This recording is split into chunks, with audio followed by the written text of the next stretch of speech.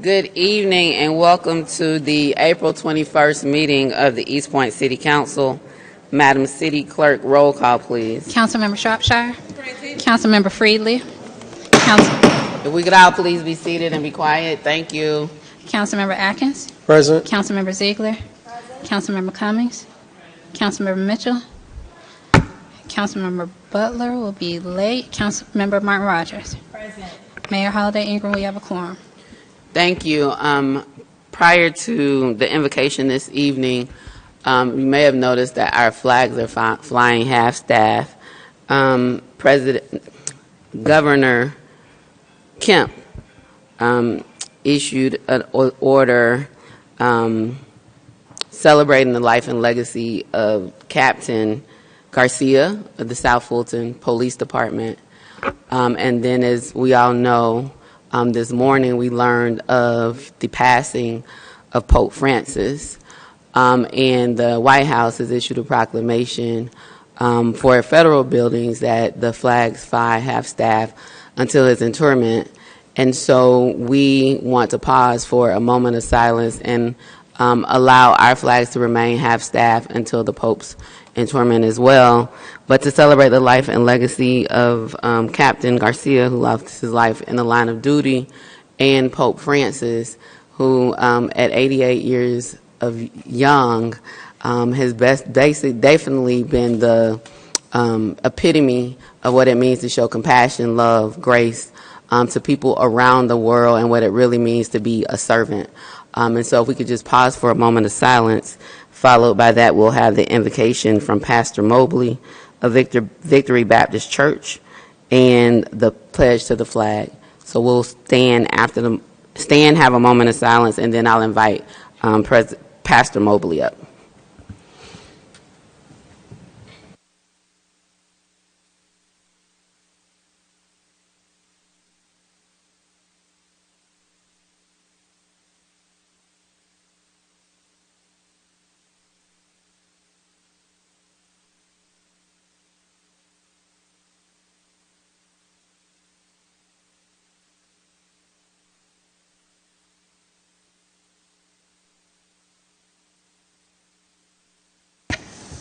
And continuing in our prayer, we thank you for the life of Captain Garcia, and we pray your blessings on his family.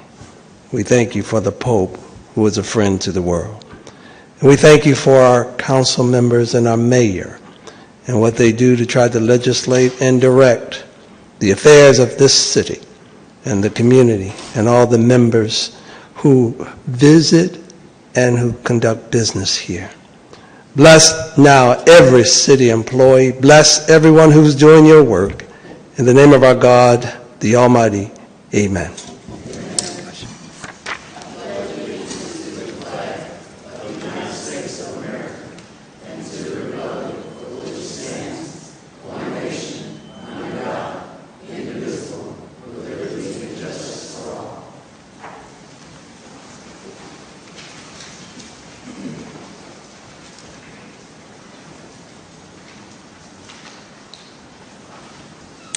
Tonight, our Sergeant at Arms is Captain Robinson. Thank you so much for your service this evening.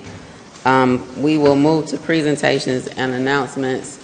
At the request of the City Attorney, we will move the 50 worst properties presentation to last in the presentations list. Mr. Jones, I'll turn it over to you for the presentation on the pay and classification study update. Thank you, Mayor and Council. I'd like to have our HR Director, Ms. Jessie, give us an update on that. Good evening, Madam Mayor and members of Council. We are getting very close to completing the work on the Phase 2 of the pay and classification study. At the last meeting, the mayor expressed sentiments of the council that we would have the increase, or those people who are due increases, that they would be retroactive to April 1st. We had some time to look at the calendar And we would request two things. One, that we make it effective April 5th, because that is the beginning of a pay period. April 1st is in the middle of a pay period and would require some extra calculations, so we could do it effective April 5th, and we would have it ready for implementation July 1, and that would give us time to speak with all of the impacted department heads as well as impacted employees.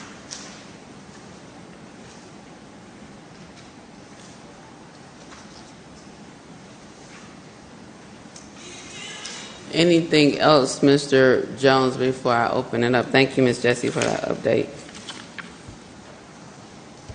Not at this time, ma'am.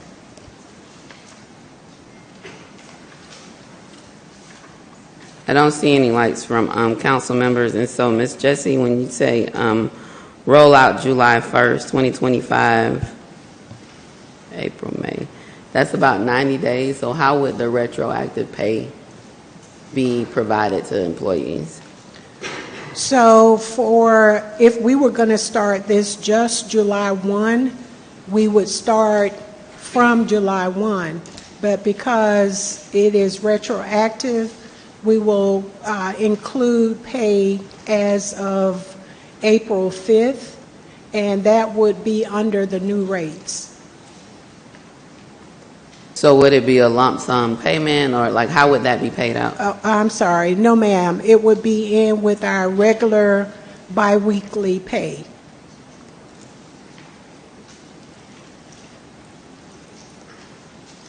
And would it be spread out over time? It would be for the 3 months in question, April, May, and June, and then effective for the pay period in July. But yes, ma'am, it would be it would be biweekly increases. Any other questions? Ms. Jessie, what date did you say you'd like to come back to council? We can bring this back after I consult with the city manager and get a timeline of our meeting with department directors. If we could have the city manager include that information in his next update.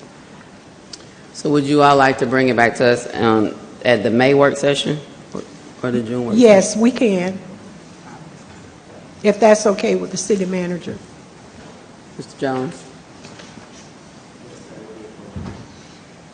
Okay. And now have council members. Thank you. Just a question. Apologies if I missed this in your initial explanation. Will this require a budget amendment of some kind? No, sir. You mean for the 3 months? No, sir. Okay. Thank you. Councilmember Cummings?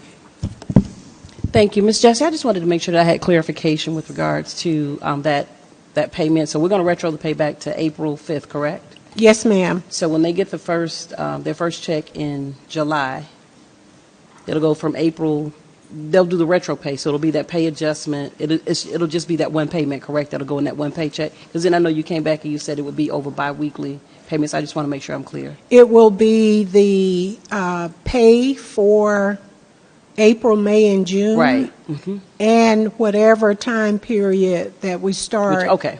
in July. All right, I just wanted to make sure I was clear on that. Okay, thank you. I yield. Anyone else? Oh, Councilmember Atkins? Yes. Ms. Jessie, just a question to piggyback on Councilmember Freely. There is no need for a budget amendment. Is it because in July we will be the beginning of a fiscal year and this will be a line item in the new budget that will be presented to us? Is that correct? Yes, sir, that is correct. Okay, thank you. The retroactive pay to April, is that going to be from salary savings? Is that why? Yes, ma'am. That's why we don't need a budget amendment. Okay. Anything else? All right, thank you so much for that update. Next up, we will have update on Ward D Multi-Generational Recreation Center. Mr. Jones. Yes, at this time, I believe our Parks and Rec Director, Mr. Pickett, is going to present our consultants to give us a presentation.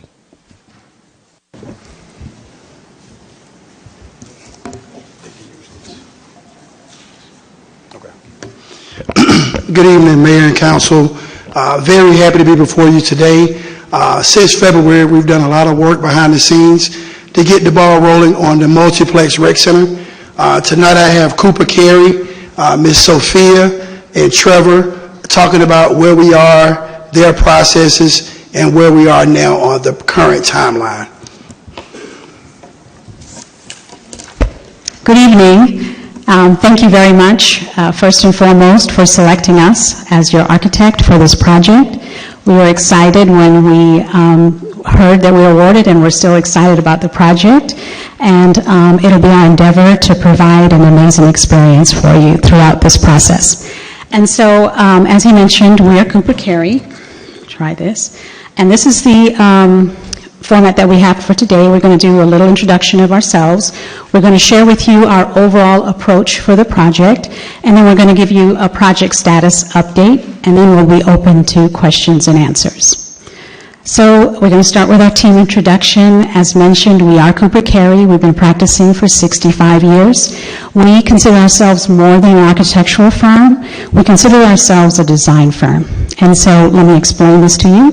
By this, we mean that in-house, we have architects, interior designers, landscape architects, urban planners, historic preservation is pretty much all of the designers that impact the built environment.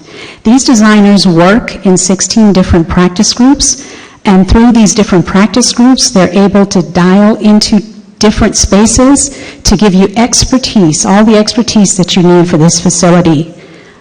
Our firm is 250 people strong, and so from this pool, we curated a team specifically for you. I am Sophia Tarkin. I'm the principal of the K-12 studio. This project is brought in conjunction with some higher ed knowledge as well as urban planning. Trevor Thomas, right next to me, is from our urban planning studio. His expertise is community engagement. We understand that this is very important to this project, and so he will be sharing about that today. So if we look at our approach for the project overall, we're going to start with our 4I process. In our 4I process, it's simple. It's investigate, illuminate, innovate, and implement. So now I'm going to go through each one. In investigate, what we do is try to look at the facts of the project. We're going to look at surrounding properties. We're going to look at comparative properties in the state and even in the nation. We're going to also deep dive into the documents that you currently have. We're going to look at the site. We're going to understand the site. We're going to understand the neighboring properties around the site. And so in the investigation, we're just looking for the facts. The next phase is illuminate. In the illuminate, this is when we start discussions. And so this is our community engagement process. So our first meeting will be to come together and design this community engagement session all together, right? It's not something that we tell you. We want to hear from you and get that feedback. And this process has started. And so then our first question is, who are your stakeholders? Who do you want to hear from? Who do you want to get feedback throughout this process? Then our second question is, how do you want to get that feedback? Do you want to have open houses? Do you want to have surveys? There are multiple ways to get that feedback from your stakeholders. Then our next step is to go ahead and execute that plan. Once we've executed that plan, we'll put together a report and we'll present that report to you. In that report, you'll have a lot of data. And this data will be instrumental in helping you making those critical decisions to move this project forward in a way that will be responsive to your stakeholders. And then once we get all that information and gather it, then we get to do what we love, which is we get to do pen to paper. And we'll come up with a lot of different concepts. This is our iteration phase where we go through a lot of options for the project, and through this process, we're going to come up with one concept which will respond to the vision and the mission of this project. And once we agree on that one concept, then we begin the implementation phase. In the implementation phase, we are developing construction documents, pretty much everything that communicates to the contractor your vision for this project. And we will also be with you through the construction phase to make sure that as the project is being built, that it is in alignment with your vision.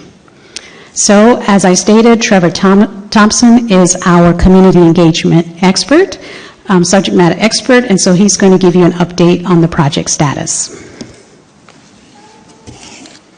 Thank you, Sophia. Thank you all for having me today. Like Sophia said, my name is Trevor Thompson. I'll be leading the community engagement part for the multiplex. So right now we're in the Illuminate phase. The Illuminate phase basically represents right now our community engagement. And so we've taken more so a qualitative and quantitative data approach.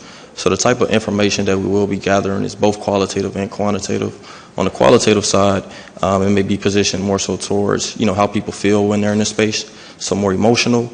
It can also take parts in, how people want an actual space to look. So those are the qualitative measures that we've taken.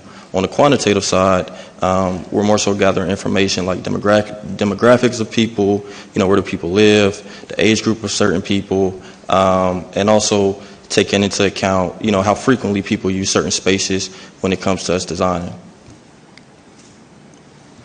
And so, this image here represents basically how we started to design and curate the actual community engagement itself.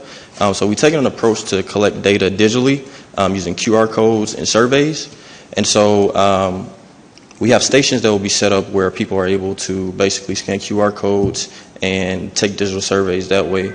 Also, over time, what we plan on doing is actually tracking this engagement throughout our process. And so whether we're there or not, if a QR code is there, someone can scan it that's within the community and access our community engagement. So we'll be able to track our community engagement over time and also still collect that quantitative and qualitative data. And so a big part in us collaborating with the City of East Point, Shalord and his team, Dewan, was thinking about how we can design this for multi-generations, just because this is a multiplex. So we want to make sure that we actually design the community engagement to reflect those generations that will be within a multiplex.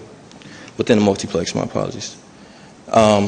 And so with STEM being a part of the programmatic part of the multiplex, we use VR within our office as a design tool. And so to connect back to the kids, we want to use VR as an immersion tool to get them engaged within the community engagement process. So this gives them an opportunity to engage with tech, but also gives us the opportunity to see how kids engage with technology as part of our engagement process. As well as our seniors. We know that seniors have a big voice in the community, and some are not as digitally savvy as others. So we've made it so people from our team or people from the City of East Point will be there to actually man the stations and walk people through some of our seniors using tablets. So those that are not able to actually scan the QR codes, we'll have people there to actually assist them and make it accessible for them to engage with our community engagement process. And next, a big part of us designing this engagement was for our exceptional group. That demographic of people who have certain disabilities. We want to make sure that, no matter what disability someone had, they were able to actually engage with this process as well. So this gives everyone an opportunity to have their voice heard. And so we'll leave this time for Q&A if anyone has any questions. Thank you so much for your presentation, Mr. Pickett. Did you have anything you want to add before I open it up? Yes, I did. Cooper Care has done a great job to this point. We have some potential dates for our first community engagement meeting of May 8th and May 13th. I'll be asking each of you to assist with your constituents on getting the word out. We've been working very close with our communications department to make sure we have a larger reach to the East Point community. As Trevor mentioned, the three pillars of who we're trying to make sure that has some stake in what we're doing our seniors, our exceptional kids, as well as our youth that we currently serve in the community. We're also, I spoke with Ms. Shropshire a few weeks ago. We'll be out at the concert series collecting data as well. But what most interested me with Cooper Carey, their design work is amazing, but I think that their community engagement, I know that's very important for all of us. Their creative approach is what I'm most excited about, and they're hitting the three cornerstones of areas that impact our neighborhood, our seniors, our youth, as well as young families, and our exceptional kids as well. So we're here to answer any questions. As soon as I get a firm date and time on the 13th, we'll be sending all those communications out, and I'll be calling each of you to make sure everybody that we can let everybody know the dates and the times and the location so everybody can have some input into this amazing project. All right, Councilmember Cummings. Thank you. So I know we said May 8th and May 13th. Those are the tentative dates. Yes. What's the location that? So we're looking at the Jefferson Rec Center, and I'm in communication with Georgia Soccer Park to do it actually on site, pretty much where the gym will be located. Okay, and do we have just I know it's kind of rough, maybe a timeline from start to finish, or just, I know with your four eyes that you are for this process, is there a timeline just? Yeah, so for the design process, which will get us to the documentation, complete documentation, it'll be about 1 year for the design process. And then construction could be 18 to 22 months, depending on the size of the project.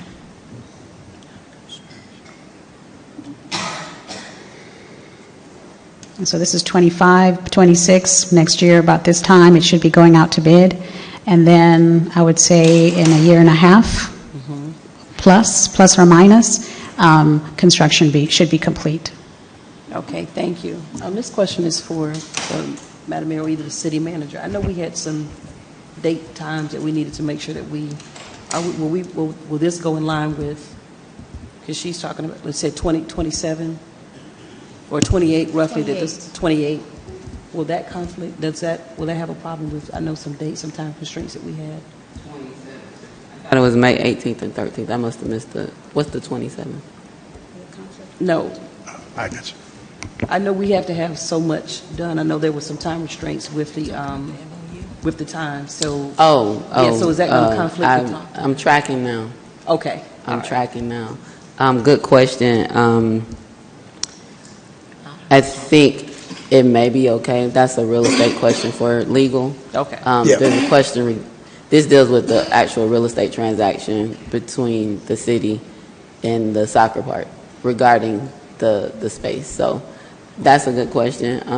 Possibly make note for executive session tonight. Okay. Thank you. I yield. Councilmember Martin Rogers. I want to say thank you so much for your presentation, and thank you, Mr. Pinkett. While we are having these community talks or community charrettes, is it possible to include an online option as well? People do come out, they do, but depending on the date, the time, the month of year, it just may be more feasible to have at least 2 online meetings, maybe 2 in person, 2 in line, I don't know. But Well, we could take a look at that. Actually, that's a great recommendation. But we can take a look at that and get back with you. thank you. Yeah. Yes. Councilmember Martin Rogers sort of also touched on this as it relates to the community engagement component, and because we are calling this a multiplex, trying to make sure that we appeal to various generations. Yep. In addition to the online option, the in-person meetings, can we also schedule some that are during the day? Some seniors would prefer maybe to come to a meeting during the day versus the evening, just to give them that option as well. So the proposed time is roughly from 3:30 to 7:30. So we did take that into account. But in my space, I could kind of control the time at Jefferson Rec, but we're working with Georgia Soccer Park. So we were going to have a window of time that actually kind of played to that. Now, we did not consider a morning time, but we tried to get a time like in between where it's not everything at night. Okay. But we can take a look at it. Yeah, I just want to make sure that we're creating opportunities for all the generations to be able to participate in the civic engagement component of this.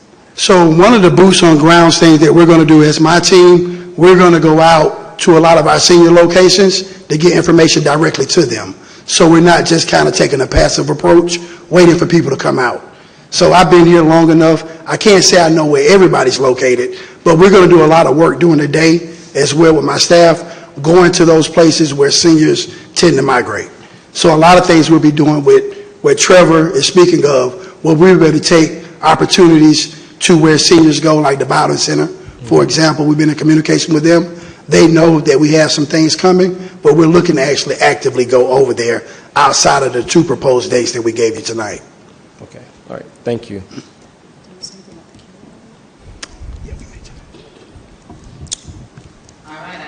Any other lights on? Thank you so much for the presentation and the update, and we look forward to the community engagement and hearing from our residents regarding this space that will be multi-generational, a place for everyone to enjoy in Ward D. So thank you again.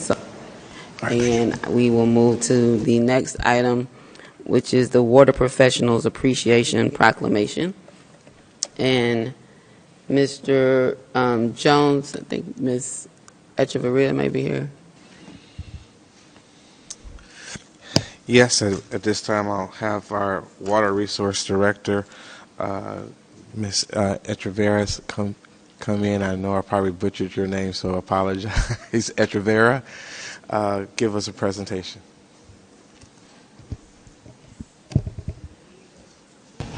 Good evening, Madam Mayor and council members. So in appreciation for Water Professionals Week, we prepared a proclamation to pretty much acknowledge the water professionals for the city of East Point in regards to stormwater, wastewater, and water treatment. And so we have dedicated May 8th as that day with fun activities for our staff and for outreach activities for the city of East Point. So thank you so much for your leadership of our Water Resource Department and to all the men and women who work in that department. And I'll read the proclamation. Are any of your other staff here? Yes. They're sitting, stand up. I'm so excited. So you all can come forward. Yes. They're shy. I don't know why they're shy, but they're shy. I don't have any idea. So I'm going to give you all time to come forward while I'm reading. In recognition of Water Professionals Appreciation Day, whereas in 2015, the state of Georgia passed Senate Bill 119 into law recognizing the first Monday in May as Water Professionals Appreciation Day. This legislation brings recognition each year to all water professionals in the state while building appreciation and support for clean water, investments in infrastructure, and the critically important work of those in the water industry. And whereas the term water professionals is associated with those individuals who have chosen to manage and work in public water utilities, that is, those responsible for ensuring that public drinking water, stormwater, and wastewater reclamation, sewer, systems are properly managed so that the water is clean, safe, and reliable for public consumption, health, safety, economic growth, water recreation, and community sustainability.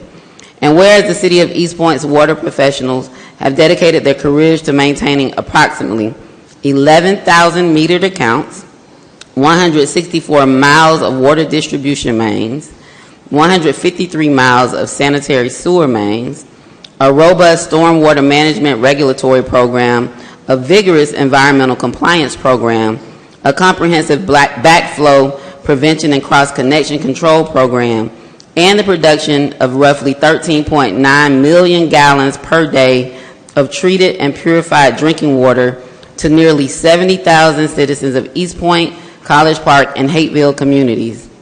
And whereas we acknowledge and recognize City of East Point's water professionals for their conscientious regulation and operation of East Point's water infrastructure that helps prevent contamination and other avoidable incidents that could negatively impact the health and well-being of the City of East Point's 38,409 residents. Therefore, be it resolved that I, Dina Holiday Ingram, Mayor of the City of East Point, along with the City Council, hereby proclaim May 8th, 2025 as Water Professionals Appreciation Day in the city of East Point, and join with the residents of East Point to express our deep gratitude for the dedicated labors of our water professionals who serve as our water heroes. Thank you all so much.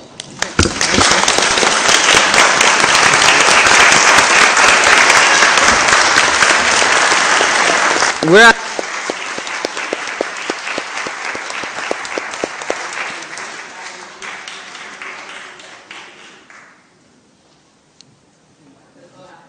Did she say something? I didn't hear.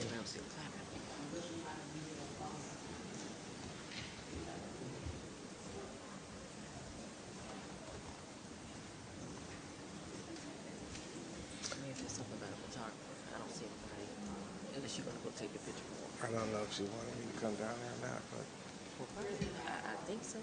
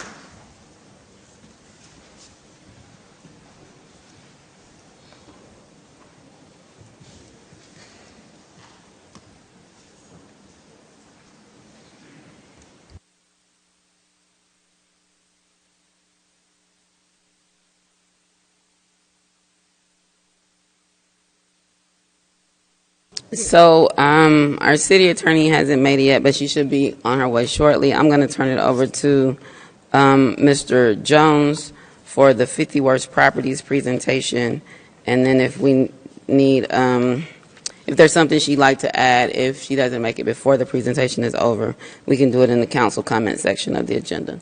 Mr. Jones? yes, for I guess it would be several weeks ago, council had tasked the manager's office. Excuse me, is this better? Several weeks ago, the city council have tasked the city manager's office and the city attorney's office to get together and ascertain what might be the best steps forward as we looked at the 50 Worst Properties program, once also considered to be a department. We did meet and met with several staff looking at the different operational aspects that the program has, as well as the legal components that the program needs.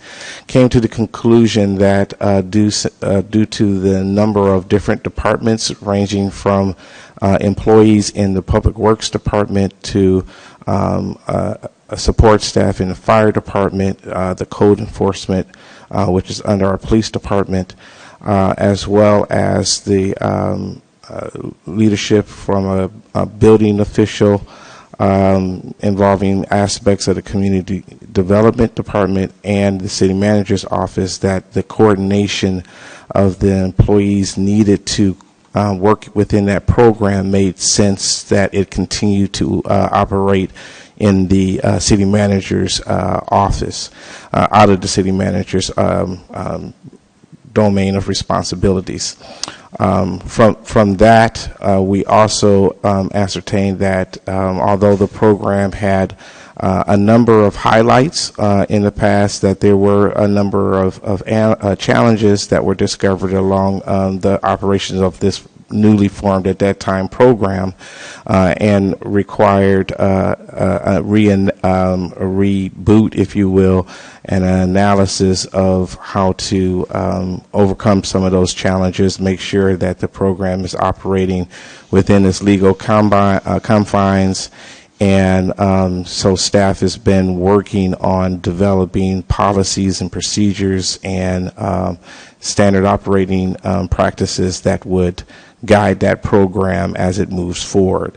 So in that, we're still working on that. I suspect that we would be able to give more of an outline of a detailed outline of how that program would work in the future, in the next couple of months, as staff begins to kind of do a postpartum on the things that's been done before and the things that we envision and hope to accomplish as we move forward.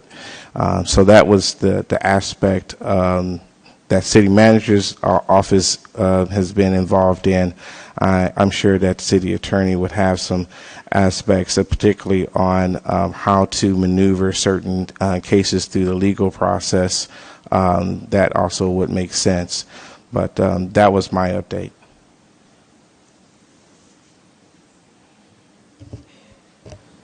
Okay, well, to my understanding, we were also supposed to be getting information around property that the city owns. Are Yes, you ready for that tonight, or because I think we anticipated it was going to be more than that. So if not, we could have put it on the work session agenda. Well, I do know that I don't want to take any thunder from Councilwoman Cummings, but she had done substantial work in dealing with some of the properties that has come in as a part of this program under the city's control. I think the city attorney was also doing a deep dive into the title of those properties. That I don't know what the outcomes have been, but certainly there's claims that the city has in these properties, and I think Councilwoman Cummings can give some light to those too if she's prepared. Councilmember Cummings. Thank you, Madam Mayor. City Clerk McCullough, do you have the, are you able to pull up the presentation?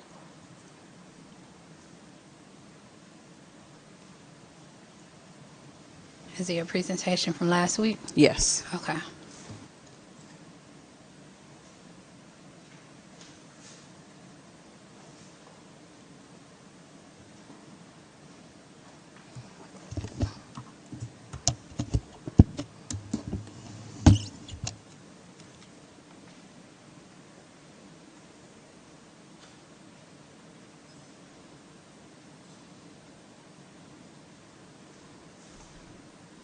And thank you. While she's pulling it up, then I'll basically just kind of let you all know just what the presentation what will it consist of.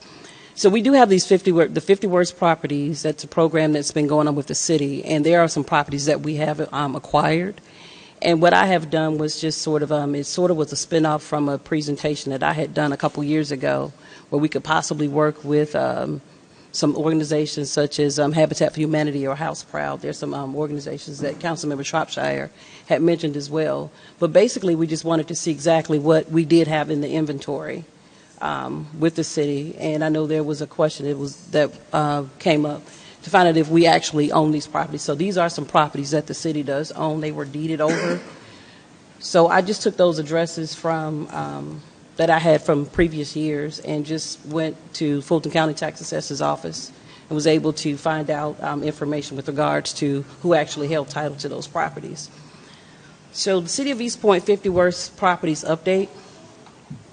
And this is the current inventory that we do have. Those addresses are 2570 Blunt Street, 1101 Glendale Drive, 2431 Jefferson Terrace, 1346 Lowell Avenue, 1407 Pine Avenue, 1866 West Taylor Avenue, and 1981 West Woodbury Avenue. Next slide, please. So what I did was actually went out and took pictures of these properties to see exactly what it is that we have, and I pulled information from the Fulton County Tax Assessor's office. So the property at 2570 Blunt Street, that is a current picture of what it looks like now. So that was a property there, and it was demolished. So that's a current picture of it. If you go to the printable page that they have from the tax assessor's office, the owner, that's what's in the highlighted area, it does say that the City of East Point, we do own that property. And there's a copy of the quitclaim deed that I've attached to it as well. that notes that particular property there. So that property was quit claimed over per consent order on April 18, 2022. Next slide, please. 1101 Glendale Drive, that property is still standing there. Again, a printable page from the tax assessor's office notes, it states City of East Point is the owner of that property, and there's a copy of the quitclaim deed as well. And it states that address 1101 Glendale, and that was a donation and acceptance agreement, and this came from a mortgage company December of 2021. Next slide, please. 2431 Jefferson Terrace, that's another property that's that's in the inventory. It states City of East Point is the property owner. There's a copy of the warranty deed. This property was deeded over to the city June of 2020. Next slide. 1346 Lowell Avenue. Someone is we're keeping that property up. And like I said, these pictures are all pictures I actually went out just last week and photographed those. So this is actually what's standing in each one of those individual spaces. Page from the tax assessor's office notes City of East Point as the owner of the property. There's a quitclaim deed for this property as well. This is Lowell Avenue. It was demolished by the city September of 2024. And it was deeded, the property was deeded to the city January of 2021. Next slide. Pine Avenue is a tricky one. This is a current picture of that location. First American Funding is the current owner of that property. So the property was deeded over to the city by Mr. David Daniel, May of 2021. I'm sorry. February of 2019. I'm sorry. Let me go back again. March of 2018, Mr. David Daniel gave this property was deeded over to the City of East Point. And from there, the Fulton County Sheriff ended up, this property went from the Fulton County Sheriff's Department to Southern Tax Capital Company, and that was in February of 2019. And from Southern Tax Capital, it went to First American Funding, who is now the current owner, and that was November of 2023. So I know it originally started off with the City of East Point, but now First American Funding is someone that has that, so that's something I guess we got to kind of take a deeper dive into to find out exactly if the city still owns that property or no. Next slide, please. 1866 West Taylor Avenue, City of East Point again owns that property, and it was quitclaimed over October 2024. I'm sorry, January of 2021, and there's a copy of that quitclaim deed as well. Next slide. 1981 West Woodbury. This is, I think it's a 6-acre tract of land that the city owns, and this property was deeded over to the city November of 2015. So we have an opportunity to do some good things there, maybe build out potentially a neighborhood or something. I don't know exactly, but I mean, there is acreage there on that property. So that's something, they're just some things that we can look at that we could possibly do with that property. Next slide, please. So now what's next?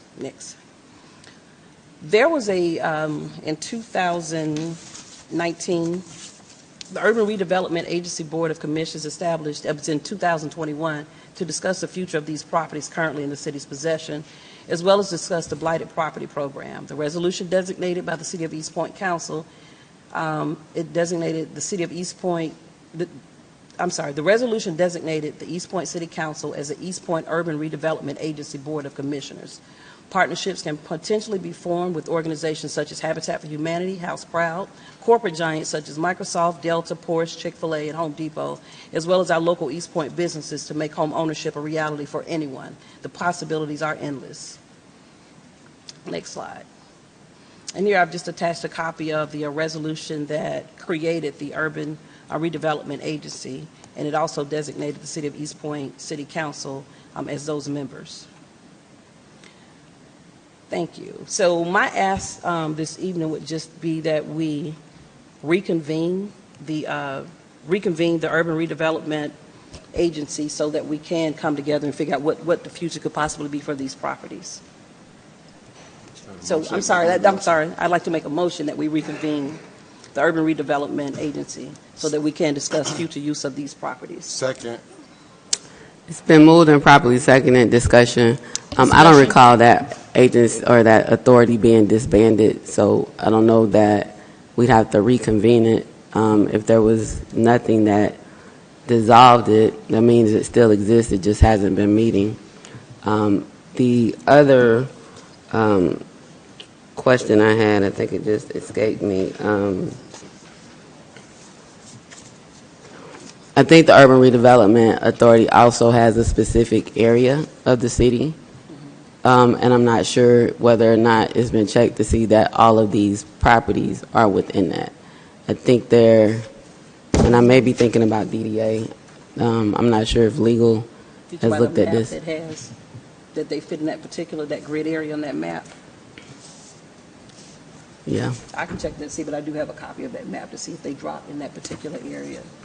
Yes, so because we also have a downtown development authority, we have a business industrial development authority, and we have a building authority. And the building authority, by its bylaws, deals with properties owned by the city. And so we just need to figure out how all four of these authorities coexist.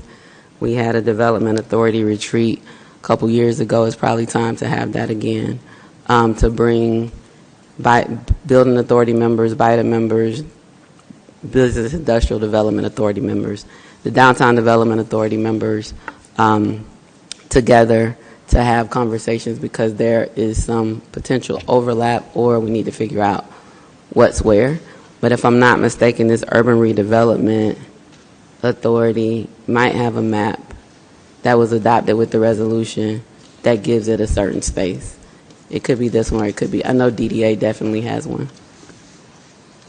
So what I'd like to do then is to, I guess, make an amendment to the original motion, is that we, since you say it was never disbanded, but for the Urban Redevelopment Agency to meet, and even with those other organizations, Downtown Development, BIDA, just to meet with all those organizations, that we all come together so that we can discuss something with these properties, because I think one we've had as long as 2015. So we need to get to a point that we can move on these. I know Councilmember Shropshire and Councilmember Martin Rogers had talked about potentially using those spaces for our police, fire.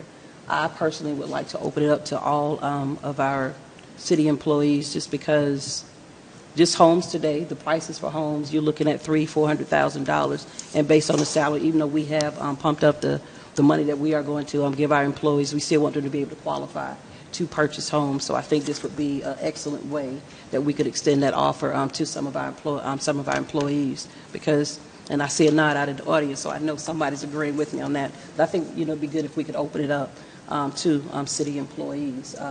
But maybe a preference or something, or a point system for our public safety workers. I don't know how we could work that out, but definitely I think it should be extended to all of our city employees. I'm sorry. So the ask is that we just that we meet with all of our different bodies, city council and the different bodies with the city, to figure out some sort of way that we can do something with these properties. And I was just speaking because the typical home price today, you're talking about $350,000, $400,000, and we want to make sure that these homes, this gives us an opportunity to make these homes affordable potentially for our city employees, and I think it should be open to all city employees. Somebody in water and sewer, someone in public works. I think that this opportunity should be available to all of our city workers. So your amended motion is to have all of the city's authorities meet? Yes. And we all work together with the, I know the recommendation is that it stay with the city manager's office, but we all come together and work with the city manager's office to figure out how we can make this home ownership a reality for our city employees. So the amended motion is that the city, that there be a meeting of all of the city's authorities with the city manager's office and council. That's correct. Does your second still stand, Yeah, Councilmember Mitchell? second still stands. Okay. Some more people in for discussion. Shropshire. Thank you, and thank you for the presentation. I know for years, since the Jefferson Station, well, actually, the annex building, we've been talking about building for the employees, the first responders, your teachers, your doctor, your nurses. For years we've been talking about that. How do we build? As a matter of fact, there was something the city was working with, and I think it was Atlanta Metro College at the time, to kind of geomap or put something together where we can identify the properties and how we can build, how we can put the workers that are here in the city into those properties, as well as like take-home cars and stuff like that. That has always been part of the plan and the process to do that, and to work with Habitat and House Proud as well as to how we can do that, because I know in the city of Atlanta, they work with Habitat to build a whole community of homes, and we need to find out how we can do that as well.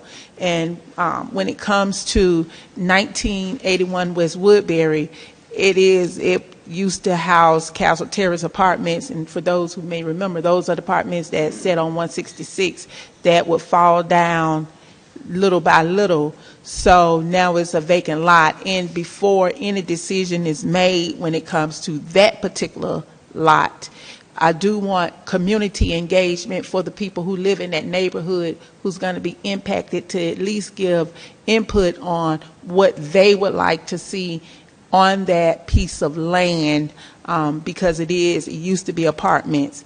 But other than that, we've always had the discussion, and I'm glad to know that now we're moving forward with this, and hopefully we can move forward with this program, if whatever comes out, to put our first responders in the homes, as well as teachers, nurses, doctors, to help build the communities up. So that is a good thing, and employees as well, because we've always had that conversation and talked about doing that for quite some time. And I'll yield. Councilmember Freely. Thank you, Madam Mayor, and thank you, Councilmember Cummings, for your presentation. The resolution was only up on the screen very briefly. Is it possible that we could put that back up just so that we can see sort of what the mandate, the language is there? When I was also thinking of the people in attendance. But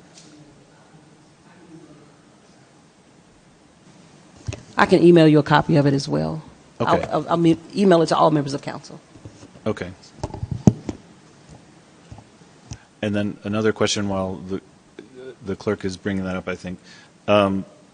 How does the Blighted Property Task Force work in this universe? Because we have that citizen task force as well. Councilmember Freeland, that'll be the $1 million question. I mean, since I've been here, it's not been, we've not had any meetings, so I think the biggest thing right now is just for everyone to sort of come together and figure out what could be for these properties, and then what would be the best approach. I would just like for us to come together to have a conversation so that we could at least get started on what it is that we could do. I mean, I have an idea of some things that, that I'd like to see. I sort of got the idea from this when we partner with agencies such as House Proud or Habitat for Humanity from the city of Marietta. And what they actually did was they had land just as we did, donated it to Habitat for Humanity. They used some of their ARPA funds to start it, and then they partnered with corporate giants like Delta, Home Depot. And from there, they were able to have participate, those homeowners that were awarded those particular houses, they actually go in and they work together to, they do 250 hours of sweat equity in their home.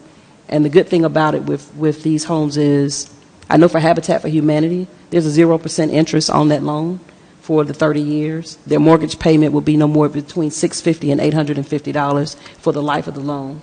So that is in itself, I think, and just with the city employees and the salaries that they have, that would more than make them qualify for these, unless they have a yacht payment or something like that, or one of those big car payments or something like that. But other than that, I think it's something that would work definitely for our city employees. But I think the biggest thing is just that we get together and just come up with something so that we can start to move on it. Thank you. Councilmember Martin Rogers. All right, and I'll be brief. I just want to make sure that we are including the Building Authority Board, all right, BIDA, the Blighted Property Task Force. Are we including them? Yes, all members. Everyone come together. No, I just want to make sure we have the Downtown Architectural Overlay Review Board. Are they included, or was that DDA? It was the Downtown Development Authority, Business Industrial Development Authority, Building Authority, and then the Urban Redevelopment Authority, so the authorities of the city. What's come up during discussion is the Blighted Property Task Force. Okay. Downtown Architecture Overlay Review Board deals more with our design standards in downtown East Point. Okay. And so this was to a continuation or a second meeting from the previous meeting. We had a retreat with all of the authorities of the city. The Georgia Department of Community Affairs provided a facilitator. She actually used to live in East Point. I can't remember her name right now. And ECG, Electric Cities of Georgia, Daryl Ingram, who's their economic development person, but I think he may have been promoted since then, but he came, and they both kind of facilitated that retreat for us. I feel like it was at least 4 hours, if not more, and we had it at one of the local hotels. Okay. Councilmember Atkins. Yes. In terms of, this is another piggyback on Councilmember Martin Rogers, the Architectural Overlay Review Board, although some of the properties that Councilmember Cummings mentioned this evening are those that we are aware of, but there could be some others that come online that fall within the downtown area. So I also would like, and I think parts of Center Park may be within the boundary of the Architecture Overlay Review Board boundary. So to the extent that we're able to include them in our brainstorm meeting, I will be in support of that as well. So if that's the desire, there would need to be a friendly amendment to the motion that's already on the floor that only deals with the authorities to include the Blighted Property Task Force as well as the Downtown Architectural Overlay Review Board. Member Shropshire. Here's my question, and maybe Ms. Jessie can answer this question. We had a program, the GET program. How does that play into this right here? The GET program is a program that facilitates a developer of obtaining a tax, not a write-off, but tax credit. Okay. And I know Center Park was one part that was part of the GET program, and I can't remember the other ones. There's one on the consent agenda tonight for, I believe, Phase 2 of the Wagon Works project in Wagon Works. downtown with Thompson Curry. Yes. The GIC for the community stands for Georgia Initiative for Community Housing. It's a program through the Department of Community Affairs. The city was selected some years ago. The Blighted Property Task Force was meeting and assessed and came up with, I think, around 400 properties within the city of East Point that were blighted, and then that information was shared with staff, and at the same time, there was a discussion of at the Blighted Property Task Force level, we needed an inventory assessment of the housing within the city. The GIC, Georgia Initiative for Community Housing program, came along. There was an inventory assessment done, I believe, on Center Park and River Park, and maybe even East Washington. You'll notice in this resolution that has been on the screen for some time, it says neighborhoods known as East Washington, River Park, Center Park, and the Low Conley Estates are the areas that are referenced are shown in Exhibit A, which is the map that I referred to. But for the GIG program, that took place, I mean, I think we were in it for about 3 years. There's training, there's sessions where they bring all of the GIG communities together. In fact, Councilmember Atkins was on that committee prior to being on council. We attended a conference in Carrollton, up north Georgia, I believe it, yeah.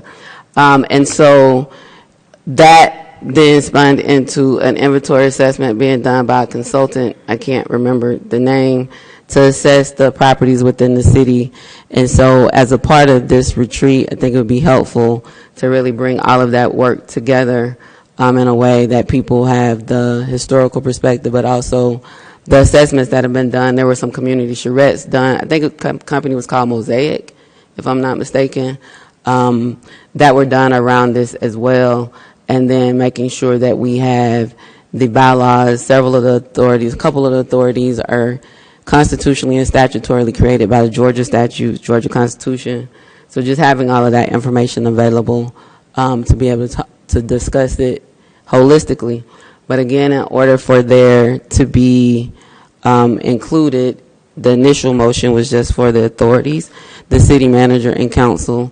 If there's a desire to add the blighted property task force members, the majority of whom are council members, well, 3 are council members and then 1 per ward, as well as the Downtown Architectural Overlay Review Board.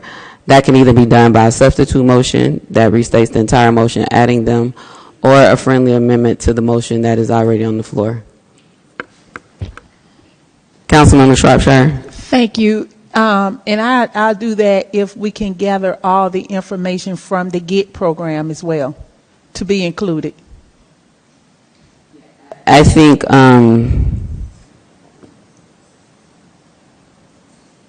who are the current members on the GET committee? I don't know them verbatim, but I do know that some of the members on the original committee have dropped off, so there may be an opportunity to add members. There were, as I understand, 3 council members, 2 or 3 council members who went through the training. So the friendly amendment or substitute would be to have a retreat with the city's authorities, all of the authorities, city manager's office, council, and the blighted property task force, Downtown Architecture Overlay Review Board, and the GIC members, Georgia Initiative of Community Housing.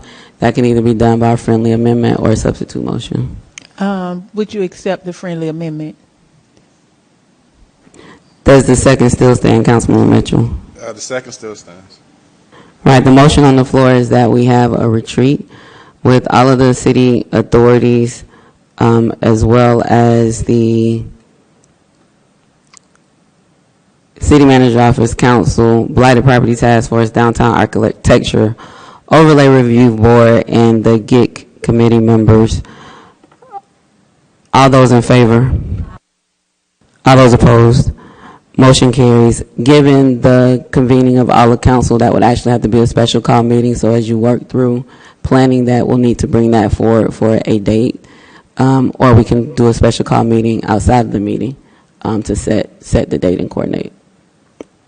We can set a special call meeting without a meeting. So you can either do it at the meeting or it's the call of, I forgot the number of council members, I think it's 3. But we can set it, we need to set a special call meeting for it. Oops.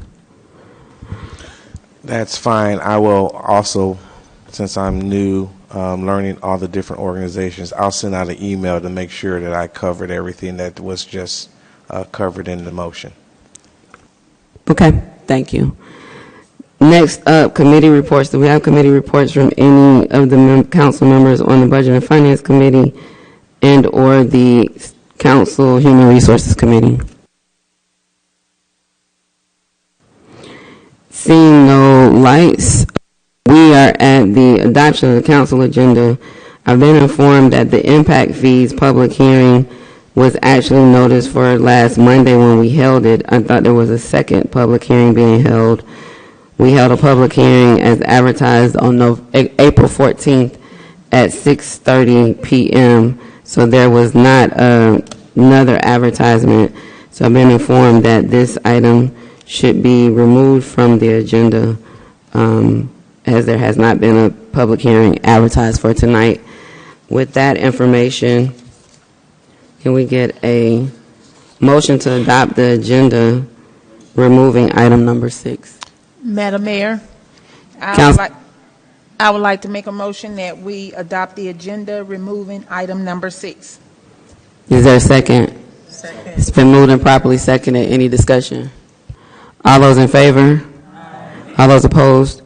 Motion carries. Next up is approval of the City Council minutes from the April 7th regular meeting of the City Council.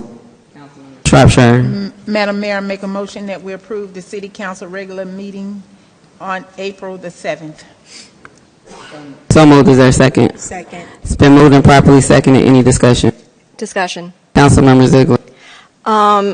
My last name is spelled wrong a couple times in the minutes, so friendly amendment to correct the spelling of my last name in the minutes of the meeting.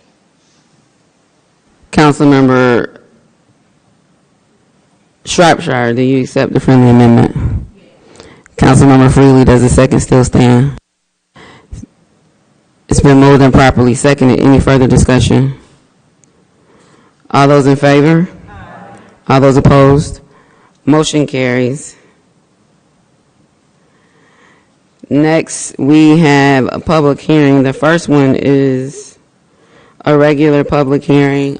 So, Madam City Attorney, if you can read the public hearing rules from our regular ordinances, and then after that, when we get to the zoning public hearings, I'll have you read the rules for the zoning matters. Madam Mayor and members of council, public hearings shall be advertised as per ordinance. The presiding officer will call for a motion to open and close the hearing. Those in favor of the subject will speak first for a total of 15 minutes. Each speaker will be limited to not more than 3 minutes. Those who oppose the subject will then speak for a total of 15 minutes. Each speaker will be limited to not more than 3 minutes. Speakers may give a total of 3 minutes to another speaker after all of those present have had an opportunity to speak. Residents will be given first priority to speak. After all residents have been given an opportunity to speak, non-residents may speak. By majority vote, the council may increase the total time for each side of the subject to a total of 30 minutes per side. Each side will be given the same amount of time. Speakers must adhere to the rules of decorum. Thank you. Can I get a public hearing to open the request for alcohol license for consumption on premises at Sunshine Blue Waters LLC, U-Bar 3515 Camp Creek Parkway? So moved. Is there a second? It's been moved and properly seconded. Any discussion? All those in favor? Aye. All those opposed? Motion carries. Mr. Jones, prior to having speakers come up, I'm going to have staff give an overview of this item. Yes, I wasn't sure. Yes, I'll have a representative from our police department walk us through that.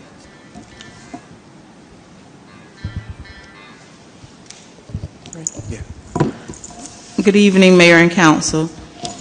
Naomi Lewis is applying for an alcohol license for consumption on premise of an existing business at the U-Bar located at 3515 Camp Creek Parkway. Ms. Lewis is the registered agent of an existing business and has no history at the city of East Point. Ms. Lewis has passed the background process, adhered to advertisement requirements, and obeyed all bylaws required as a new applicant. However, on the business side, the business license are not in compliance, and the police department is asking that the issuance of the license be deferred until the business license are up to date and in compliance. Thank you so much. This is a public hearing. Anyone desiring to speak in favor of issuance of an alcohol license for consumption on premises at 3515 Camp Creek Parkway, please come forward at this time. It's a public hearing. Anyone desiring to speak in favor of this application? This is a public hearing. Anyone desiring to speak in favor of the application? Is the applicant here? If you're here, this would be your time to speak if you'd like to. If not, I'm going to move to the opposition, if there's any. Good evening, Madam Mayor, members of council. Terry Bailey, attorney on behalf of the applicant. My address is 221 Peachtree Road Northeast, Suite D, 341, Atlanta, Georgia, 30309. We didn't step up here earlier because, as mentioned, the police department's recommended deferral of the application. So for that purposes, we're not in opposition of deferral for that reason. You? And hi, I just want to introduce myself. I'm Naomi Lewis, the applicant. So nice to meet you. All right. Thank you for being here this evening. Anyone else desiring to speak in favor? It's a public hearing. Anyone desiring to speak in opposition to the alcohol license for consumption on premises at the U-Bar 3515 Camp Creek Parkway, please come forward at this time.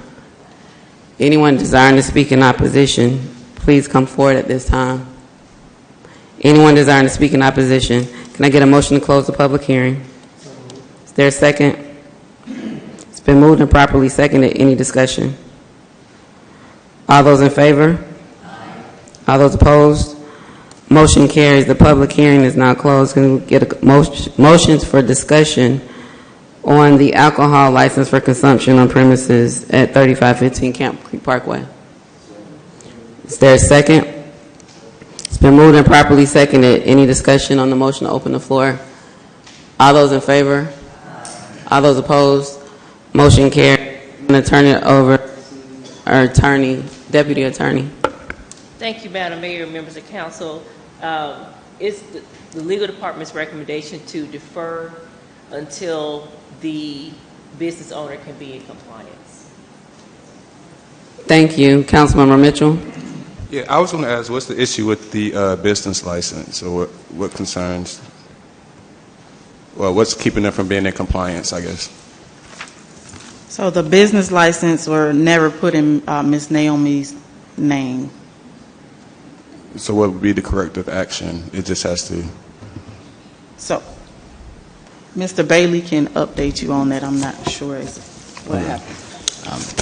Good evening. The corrective action is to obtain the certificate of occupancy and have the license transferred over. So we believe that we'd be able to do so prior to the next hearing. Okay. All right. Thank you.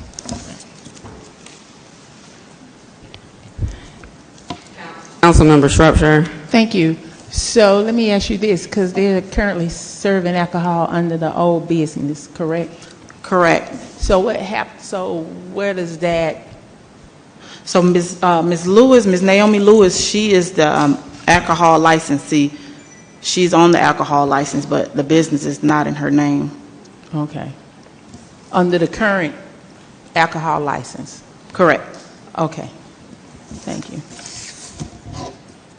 The police department has recommended deferral, and legal has joined in that recommendation. I think a motion to postpone action on the alcohol license for consumption on premises at 3515 Camp Creek Parkway until the application is represented to council by the police department would be in order at this time. So moved. Moved and properly seconded. Any discussion?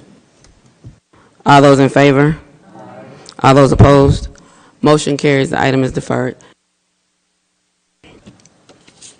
The next two items are zoning matters. So, Madam Deputy Attorney, I'm going to turn it over to you for you to read the zoning public hearing rules. Madam Mayor and members of council, public hearing procedures. Before adopting any change to the zoning map or text of the zoning ordinance, the City Council shall hold a public hearing following the public hearing by the Planning and Zoning Commission, where a recommendation was made on the petition.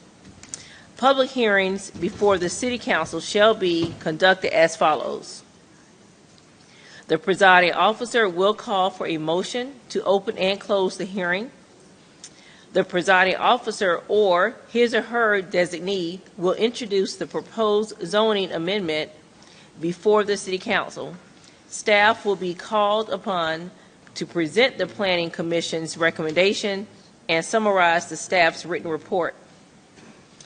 Persons both favoring and opposing the proposed amendment will then be provided an opportunity to address the council. The applicant for the proposed amendment or applicant's designated representative, if any, will be entitled to speak first, followed by other speakers in favor of the proposal for a total of 15 minutes. Those who oppose the proposed zoning amendment will then be permitted to speak for a total of 15 minutes.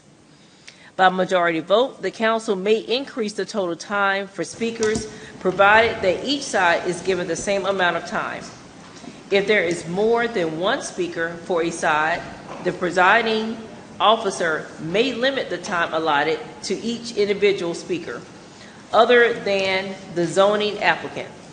The zoning applicant may reserve a portion of his allotted time for rebuttal. Speakers must adhere to rules of decorum.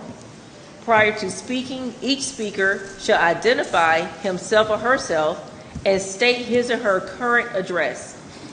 Each speaker shall speak only to the merits of the proposed zoning decision under consideration, shall address remarks only to the council, and shall refrain from making personal attacks on any other speaker.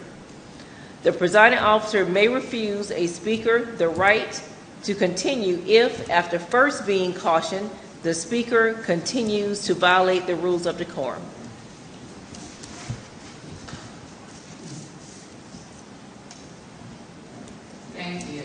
Thank you. Can I get a motion to open the public hearing on P2024U-001-10 use permit to develop 2 warehouse and distribution buildings with concurrent variance P2025V-001-03 at 0 Welcome Mall Road in the I-1 Light Industrial Zoning District? Yes. So moved. It's been moved and properly seconded. Any discussion? All those in favor? All those opposed? Motion carries. The public hearing is now open. Mr. Rep. Jones, I'm going to turn it over to you for staff to have. We have a presentation prior to opening for the comments. Thank you, Mayor. We'll have Director Smith with our Planning and Community Development Department walk us through this. Thank you, Mr. City Manager Jones. Good evening, Madam Mayor and fellow council. Kimberly Smith, and I also have Assistant Director Mr. Lee Kelly with us today. In reference to this item, property located at 0 Welcome Mall Road, case number P2025V-001-03 and P2024U-001-10. The applicant is Gray Star John Hobart, and the property is currently zoned I-1 Light Industrial District. The request is a use permit with a concurrent variant, and the applicant is requesting to develop approximately a 21-acre site with 2 warehouse and distribution buildings totaling approximately 219 square feet in area in a light industrial district. The case also has a concurrent variance associated with it, and pursuant to Section 10-2079D to allow development within 1 mile distance requirement from residential property. The zoning of the property, as stated, is light industrial I-1. This is a map displaying the distances and the distances to residential properties. The green circles will highlight all of the residential properties within the vicinity of the subject property. This map also provides vicinity information. It provides for distances of residential properties. You'll see on the map, as notated, there are a plethora of distances that lie within a mile of said property. This is a map of our land use, and it shows that the property has an industrial sub-area 2 land use designation.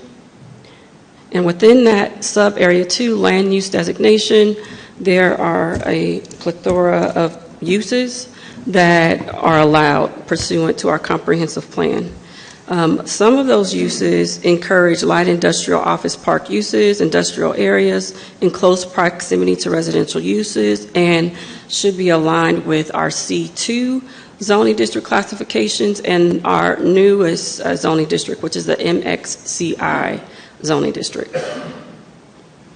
The recommendation from the Planning Commission and staff was to deny the use permit and the variance application for warehouse and distribution due to uncertainties about detailed traffic study information, potential environmental justice impacts such as noise, lights, tractor-trailer traffic, air quality, and water pursuant to the uses as residential uses within the vicinity.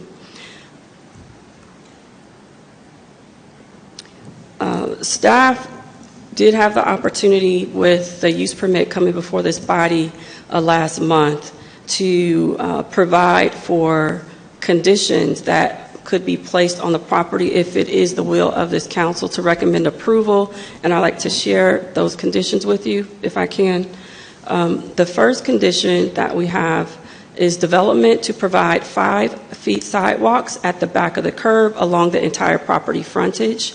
Condition number 2, development is to provide ADA ramps and related striping associated with pedestrian crosswalks at all proposed driveways. Condition number 3, development is to provide for a minimum radii of 35 feet at the back of the curb for all proposed driveways. Condition number 4, development is to design ingress and egress to the site to meet minimum driveway spacing of 125 feet.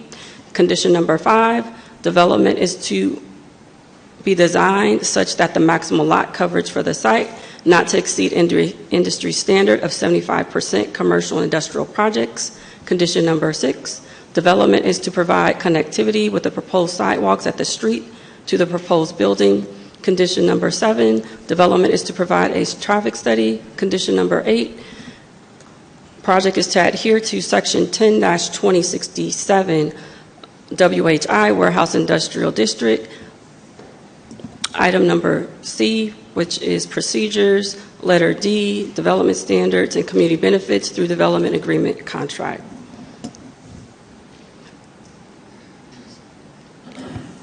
And condition numbers, additional condition, developments to provide connectivity to sidewalks. I've read that one already.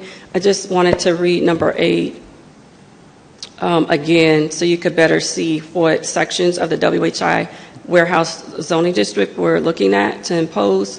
And again, it's letter C, procedures, letter D, site development standards, letter E, transparency requirements, letter F, environmental justice clause, and letter H, community benefits of the WHI warehouse industrial district. That's the conclusion of our presentation. Thank you. At this time, per our rules, I will invite the applicant or the applicant's representative to speak first in the public hearing on the 4 side.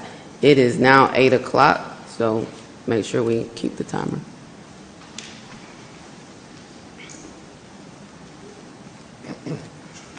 Good evening, Madam Mayor and council members. To clarify, am I limited to a 3-minute?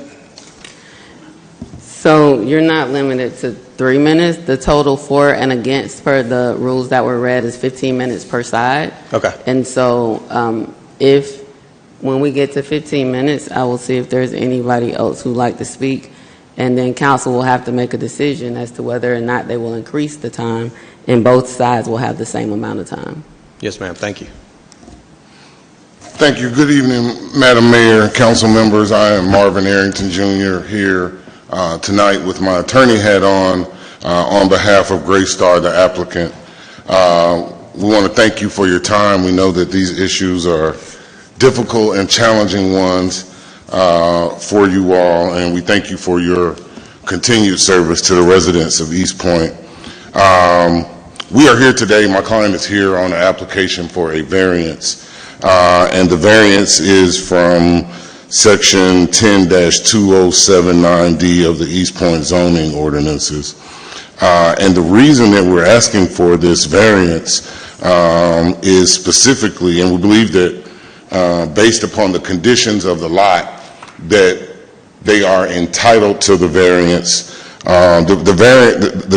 The code such, the ordinance reads, by reason of exceptional narrowness, shallowness, or shape of specific lot, or by reason of exceptional topographic conditions not created by the owner or applicant, the strict application of the requirements of this ordinance,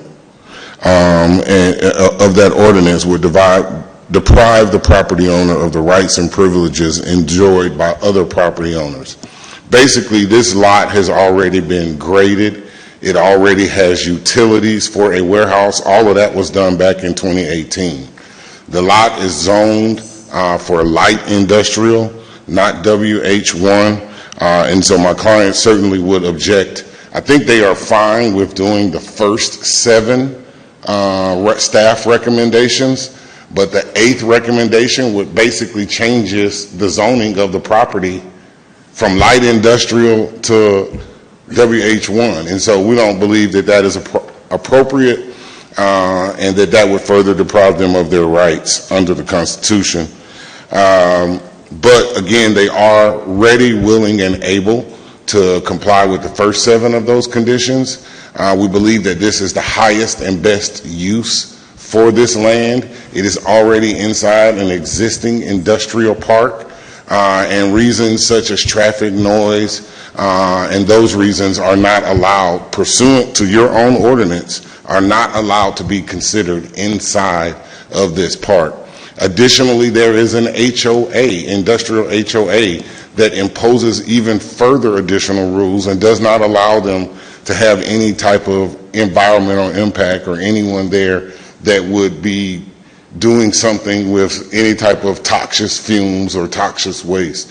So we thank you again for your time, and certainly my client is going to reserve all their rights, and we would like to reserve at least 2 minutes at the end for rebuttal. Thank you, Mr. Arrington, and thank you, council, again, and Madam Mayor. As an industrial real estate developer, we look for land with this very specific criteria, land that is zoned industrial and land that is only surrounded by industrial properties, whether that be an existing industrial building or industrial zone land. This property meets that criteria perfectly. You can see the piece of land highlighted here in white.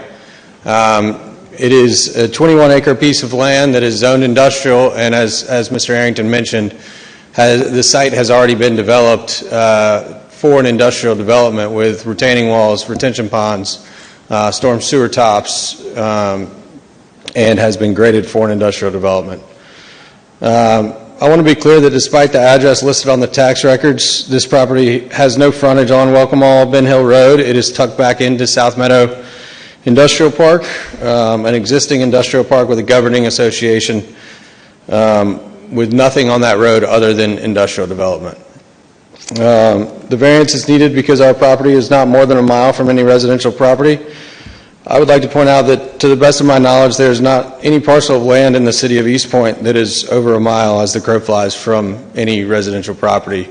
I measured every existing warehouse in East Point and how far it is from residential. The closest I could find was, or the furthest I could find was 2,400 feet, so less than half of that mile requirement from residential. The city staff has listed a number of reasons for their recommendation for denial. A number of these recommendations are in direct contradiction to section 10-2079 2079 of the I-1 zoning ordinance, language adopted by this body and written into law. This section reads that the intent of this section in establishing the I-1 district is to provide areas within the city for the manufacture, storage, sale, and distribution of goods and the conduct of related commercial and industrial activities, exactly what we are intending to do. The I-1 district is comprised of existing industrial areas that are located on or have ready access to major thoroughfares and or rail facilities and are well adapted to industrial development and are not objectionable by reasons of dust, odor, noise, traffic safety, or traffic congestion. Again, that comes from the city's code, which is written into law.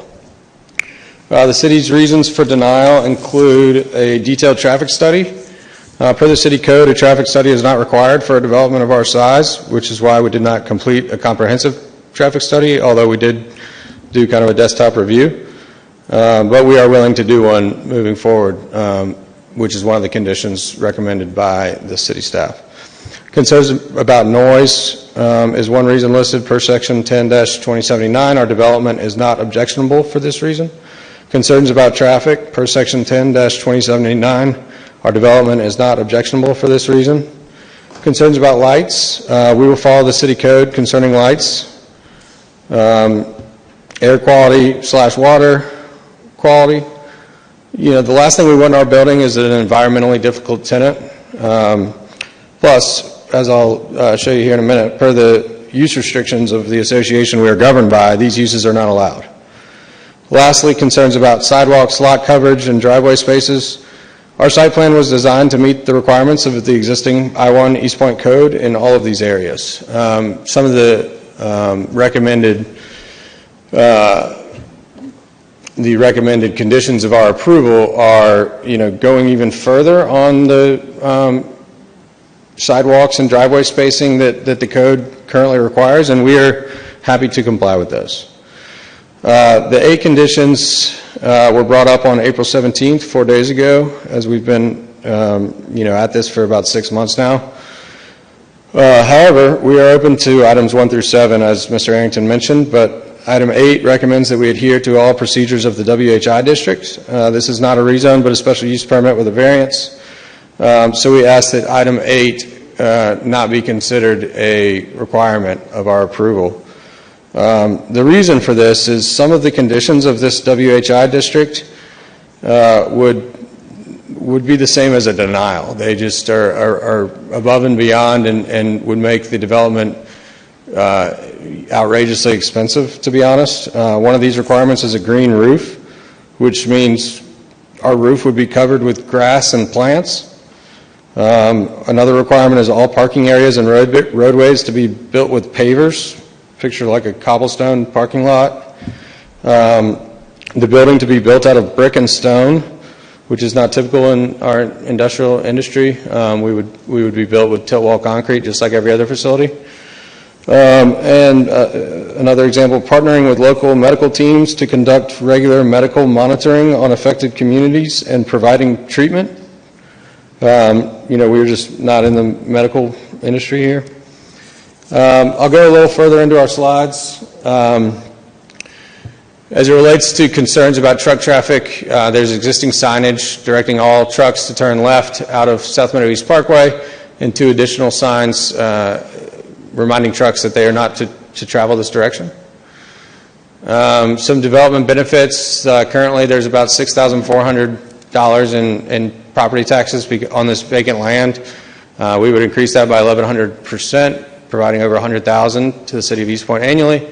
Employment opportunities for local residents and sales tax generation to the community.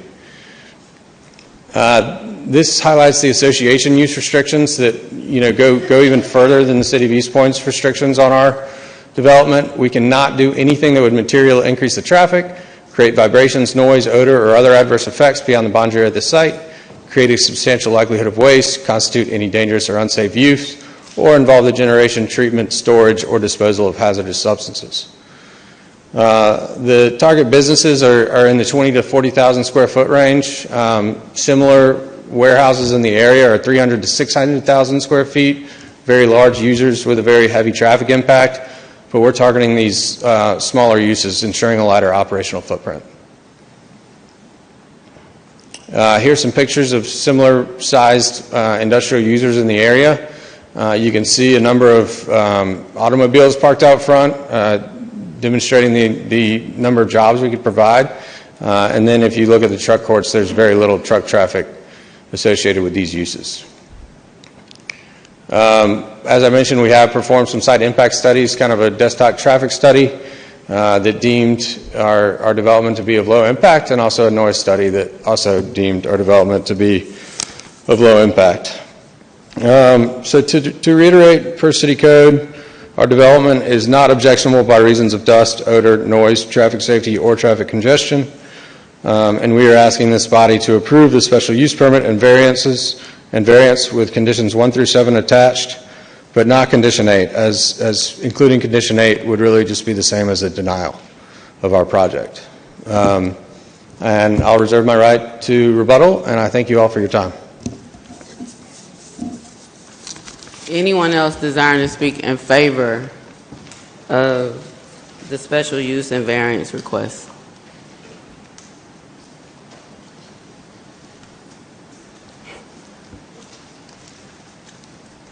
Good evening, Madam Mayor, Councilman, Council members. My name is Jerome Williams, address 32 Fall Creek Lane, Dallas 30132.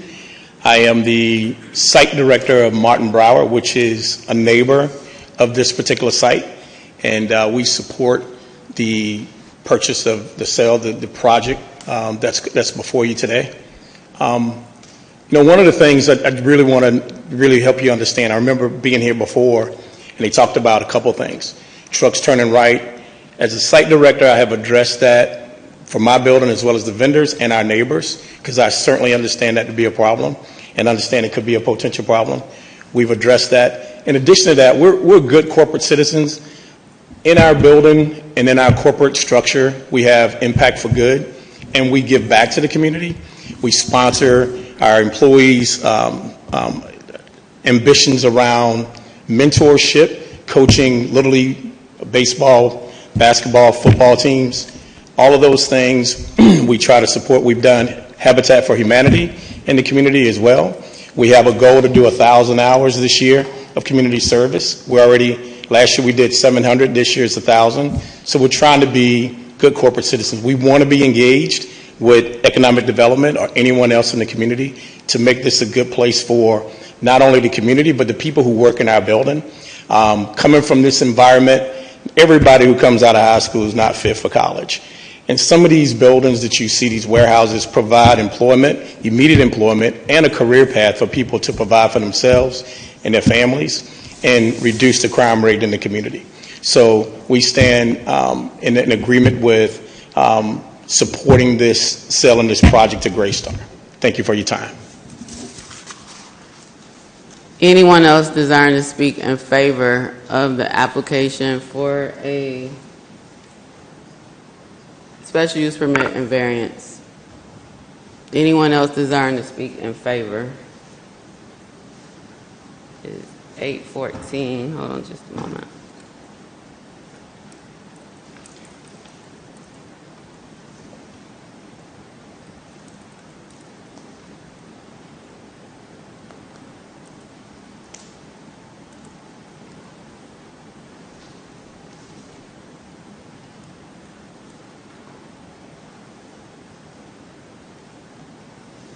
So it is 8:14, and the applicant reserved 2 minutes for rebuttal, which would take us to 8:16, or a total of 16 minutes on that side, which is more than 15 minutes. And so each side will have an equal amount of time. I will actually go to those in opposition to see how many people we have to speak, so that we won't have to increase the time possibly twice. And so at this point, we're at 14, but the applicant wanted 2 additional minutes, which would be 16 minutes, which would be 1 minute over. And so because they stopped at 8:14, I'll start with the opposition. And when we get to about the 14, 15-minute mark, I will see who else still likes to speak. If we need additional time, we will ask council to increase the time at that time. Let me just ask this question. How many people want to speak in opposition? Because if there's over 6, then we're going to be at 18 minutes. 1, 2, 3, 4, 5, 6, 7, 8. So that's 24, 8 times 3. Is my math right? 24? Okay. So at this point, I think it would be appropriate for council to entertain or decide whether or not the council would like to do a motion to increase the total time for speakers so that both sides are given the same amount of time. Madam Mayor? Yes, Councilmember I make Shropshire. a motion that we increase the time of speakers. Each side is given the same amount of time. Second. It's been moved and properly seconded. Any discussion? All those in favor? All those opposed? Motion carries. Madam City Clerk, we're at 8:16. Anyone desiring to speak in opposition, come forward at this time. Hi, Council. I'm Barbara Jackson. I live in Lakeside Preserve. And I guess the main thing I'm doing is asking myself, why more warehouses?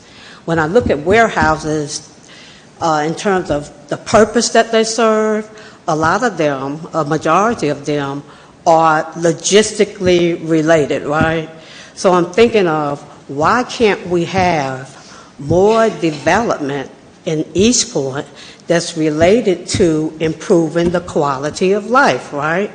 More housing, more. I'm open to recreational centers. I'm open to resource centers. I'm open to things that's going to improve the quality of life. When I look at warehouses, I'm looking at something that's more logistically oriented and something that's related to me getting my packages sooner, or businesses getting their supplies and materials delivered sooner.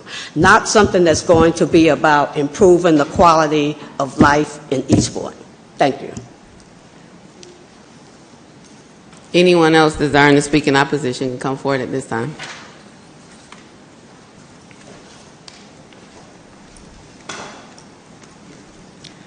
Good evening, Madam Mayor and council members. My name is Miriam Taylor. I live at 3730 Lake Enclave Way in the Lakeside Preserve subdivision. No one wants to live near a warehouse in their community. Not the council members, not the sergeant at arms, not anyone. It ruins the infrastructure of the community. It causes a lot of traffic, pollutants in the air, and it takes away from much needed green space that can be used for something else. I believe ordinances were put in place to protect residents from this type of project. My neighbors and myself, we pay close to $5,000 worth of taxes every year. And these developers build warehouses and then they go back to their community because I don't believe they live in our community. And then we are left to look at these buildings. That does not bring an advantage to our community. Now, if developers like this must come into our communities, I'm asking for real community benefits that benefits everyone, and that includes our students, our seniors, our schools, and all of our communities. Thank you. Anyone else in opposition? Good evening. I am Shan Hicks, former resident of Heritage Park, and I currently live in Ward D in Stonegate. And I just want to kind of, I guess, alert Mr. Hobart of the history that this ordinance is new, so I understand the point was made that there are other industrial complexes around that don't have these sort of restrictions, but because we've had a lot of developments in this area, and I will speak for someone who used to live in Ward D, and because of the developments and my personal health issues had to move further away from what was there and incur increased expenses, I currently commute like probably 45 miles each day to work, right? Because there are no corporate complexes here, right? I am educated, I did graduate from high school and went further, right? So in terms of career opportunities and things that are beyond warehousing, I do think that we do have demand of people in this area who want more. That aside, you guys own the lot, I understand that. And with purchasing a land, we do know that there is a requirement for the people who entered into that agreement to do their due diligence to make sure that you are able to meet the zoning and requirements of that jurisdiction, right? And I do feel that you sort of flip-flopped a bit in that you want to ignore ordinance when it suits you, and you want them to stick to an ordinance when it is in your favor. And I think that that's kind of unfair to ask our council people to vote against the constituents of this community and ask them to ignore the ordinance that says that it's within 1 mile. I notice your point here that the 1 mile is for a city of Fulton County resident, which I think is kind of irrelevant here, considering the way that the jurisdictions are split. But I do want to say that the other properties are grandfathered.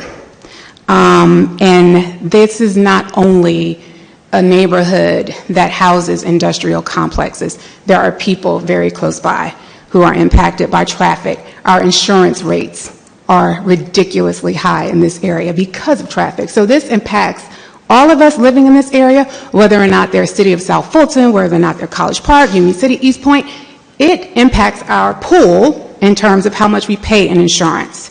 So there are lots of things that trickle down to us economically as a result of having all of these structures in such close proximity to us, and there not really being the infrastructure here to support it. So with that, I'll end, and I will ask that you guys, this is not good for our community. I think majority of the residents who are willing to speak up about this will tell you that we don't need any more structures like this in our neighborhood. I just wish that we could get different types of businesses to come here and put things that are not going to further hamper the quality of life. Thank you.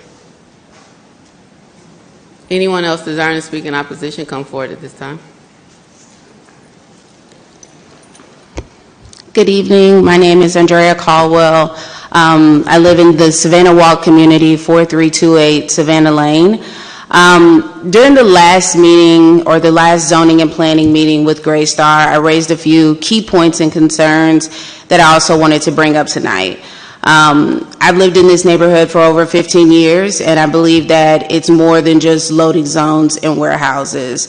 We are a community that is of hardworking people. We have families, we run small businesses, and we're trying to build a future for ourselves.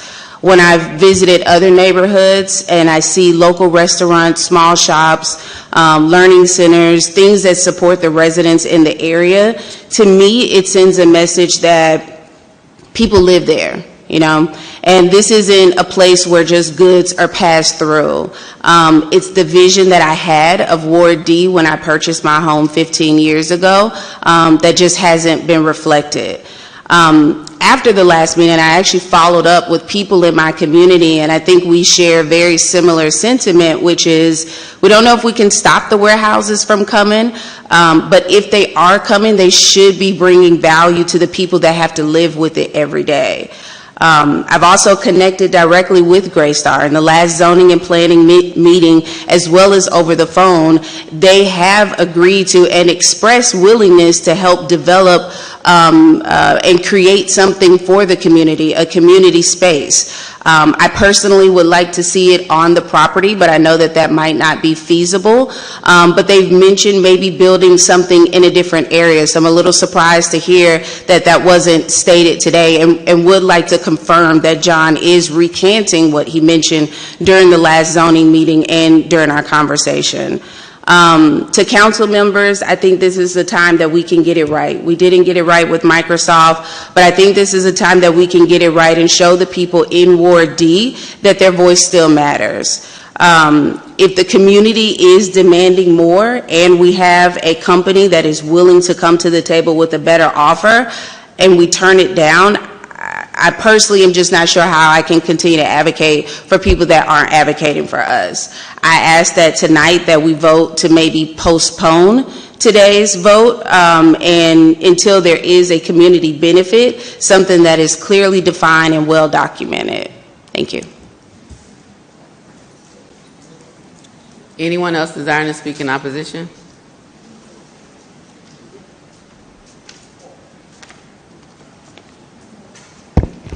Good evening. Marie Terry, 2855 Stibben Road. I believe this is my third time coming before you guys. I was not to vote for it the first time, and I'm not to vote for it the second time. And I think each and every one of you city councils should know your residents, your constituents. They don't want a warehouse in their community. And when you look at the thing y'all put up with all the residential areas, think about it. It's warehouse coming in a community with houses. These people have been in their homes a long time. Y'all know that. And for investors to come and bring someone here that's influential to this community to try to shun you guys vote by not putting that warehouse there, I don't think it was fair. You guys have to look deeper than yourself, not within that person that appeared at this microphone. Not look within yourself, look to your residents, the ones who are going to vote for you, the one who's looking to you to take care of them. That is your fiduciary duty. That is your fiduciary duty to these residents. I come here, I don't live there, but I do live in a community with trucks. For them to say the traffic patrol, they're not coming this way, that way, they don't know that. They don't know which way them trucks gonna come. And that is a lot of trucks parked there. That picture you put up on there, that's not so up to date. That is not up to date. You know, me didn't want me to come up here to this microphone, but I'm here because y'all know.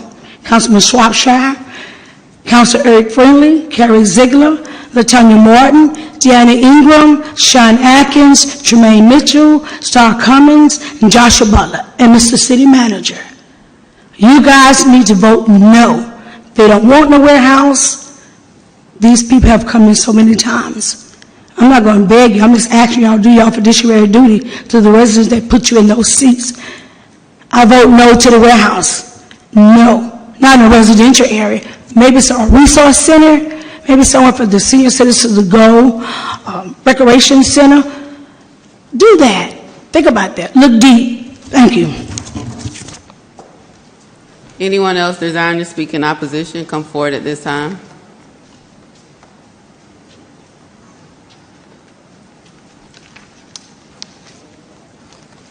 Good evening, Ernestine Queen Pittman. Good evening, Madam Mayor and Council. I happen to have been the mayor when Lakeside Preserve was first started being built. And one of my concerns then is still here now. We have McDonald properties in South Meadows. We have Duke's, beautiful, beautiful storage spaces. You can go over there and build one. You'll love it, but not within a mile of Lakeside Preserves. No business is entitled to what residents who live in the area have staked their financial star to the biggest investment of their lives in an area for you to come, throw up a warehouse with Lord knows what coming in and out, and say you're entitled to do so. Well, financially, you're no boom. Backside of those homes, though, their property taxes are $3,000 a year. You said $6,000. You don't even make up $9,000 with 3 houses, and 3 houses is way less space than you want to put a warehouse. But you want to put one within a mile of that. No. Let's look at the utilities. How much electricity and water are you going to be using? The residential area should not subsidize a warehouse back there. Rockdale County had a warehouse. All at once these chemical fumes started coming out. Nobody knew the things were in there. Nobody knew what's going in and out of these warehouses.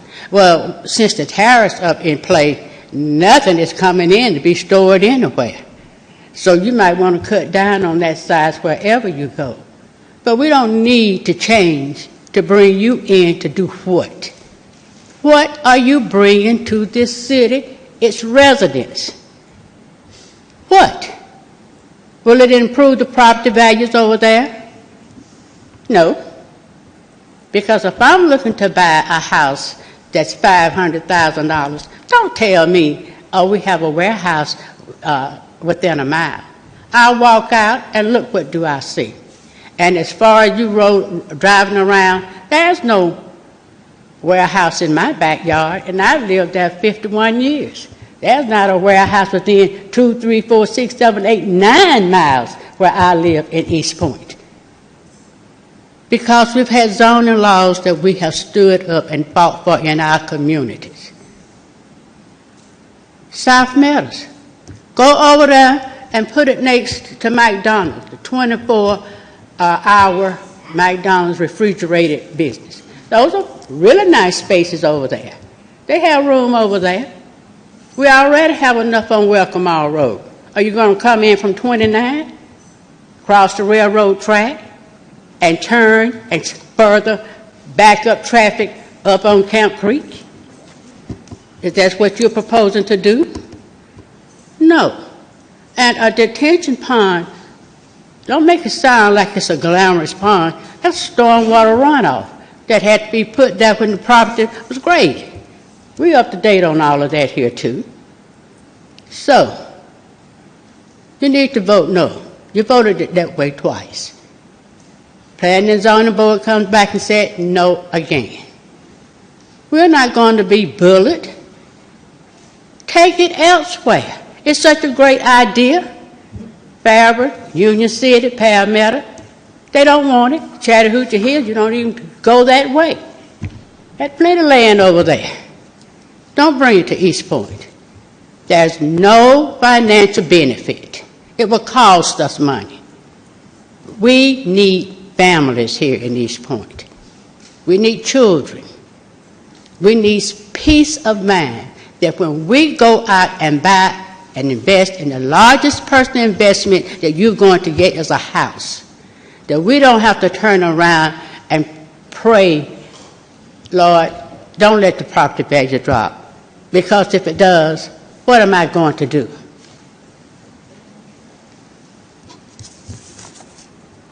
One more thing.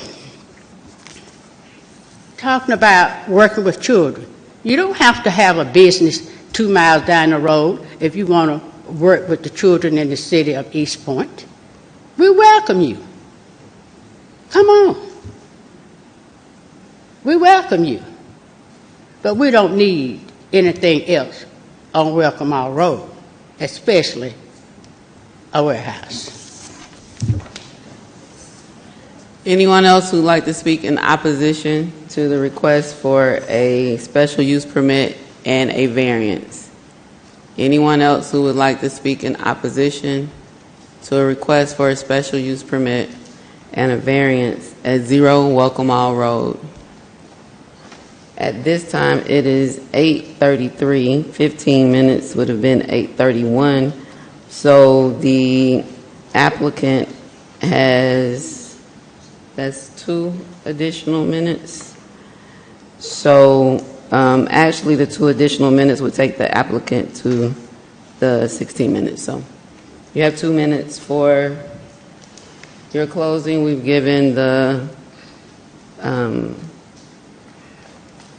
opposition side a total of 17 minutes, and you would have, I'm sorry, it's 3 minutes. You'd have a total of 3 minutes because you had 1 minute on the initial 15 plus the 2 additional minutes that we gave to the other side. So you have 3 minutes. Can you start a 3-minute timer? Thank you.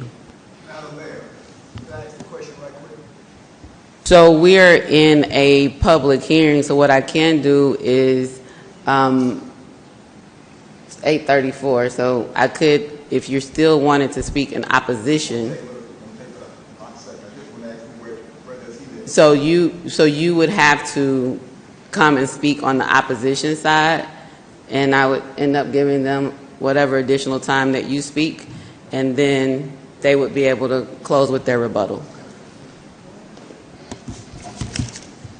So Madam City Clerk is 35, so 2 plus however many minutes. Madam Mayor and the councilors, first of all, I'd like to say I don't even live near the project, but it's just strange to me that these people come into our neighborhoods and they want to build stuff, and they refuse to move into our neighborhoods, but they want to come into our neighborhoods and upset our stuff.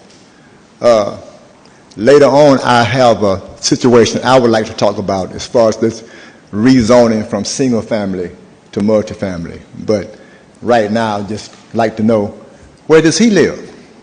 Is he going to be living near this project? So we can disrupt our neighborhoods, but we're not going to disrupt theirs. That's all I have to say. All right, anyone else desiring to speak in opposition? All right, so that was an additional minute, so that's 3 total additional minutes. So you had 1 left, so you have a total of 4 minutes for rebuttal. Thank you, Madam Mayor and Council. Hold on just a moment. You have it set for 4 minutes. Okay. Thank you, Madam Mayor and Council. Again, I do not envy the position that you all are in. I have sat in that position before from Fulton County side. In fact, I have been one of the leading proponents against warehouses in South Fulton area. And Union City put up a warehouse with a 0-foot buffer right next to the subdivision where Councilwoman Willis lives, right? Coca-Cola. We fought that. We fought all of those warehouses because they were in residential districts. This proposed development is inside of an industrial warehouse district. This proposed warehouse is inside of an existing warehouse district, and the land has already been designed and built and developed for a warehouse. So, and I certainly much respect to all of the people that spoke against it, former Mayor Pittman and everyone else. I live in Southwest Atlanta. I just bought a home on Duke of Gloucester, and I've got another property right around the corner off of Ben Hill at 3527 Roosevelt Highway. So I'm very familiar with the area. Obviously grew up here in the greater Atlanta area. But this property is inside of an existing industrial warehouse. If the city wanted to change the zoning from I-1, the city could have changed the zoning and said, no, this is no longer I-1. Make it WH1. Make it something else. Make it residential, right? But then you really be if you put residential homes on this lot, you really be in a tough position, because then you would really be putting residential homes next to warehouses. So certainly, again, much respect to everyone that spoke in opposition. We appreciate you all for upholding the rule of law. And especially with what's going on in America right now, people do not believe in upholding the rule of law. And the rule of law dictates that the variance, my client is entitled to the variance for this project, and we ask for your approval of the special use permit. There is a big $500,000 Microsoft warehouse in between this property and any other property, any residential property. This property is at the end of a dead-end street. Thank you. Thank you. Yes, I'd just like to reiterate Marvin's points. We are not the closest industrial property to any residential development or any residentially zoned parcel of land or residential home. There is a warehouse between us and any residential property. I'd like to reiterate that the traffic is not an allowed objection to our project, and per Ms. Andrea's, she did call me. We talked about community benefits. We do not have room, or don't really believe it's feasible to put anything on our property, but if there is something we can do to help the community, we're certainly open to those discussions.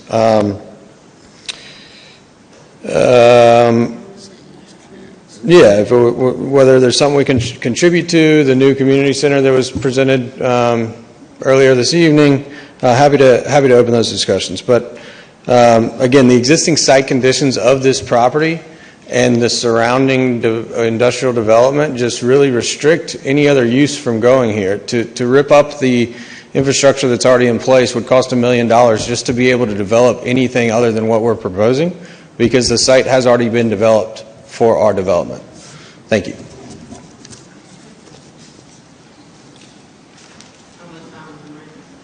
It literally just stopped, so we're good.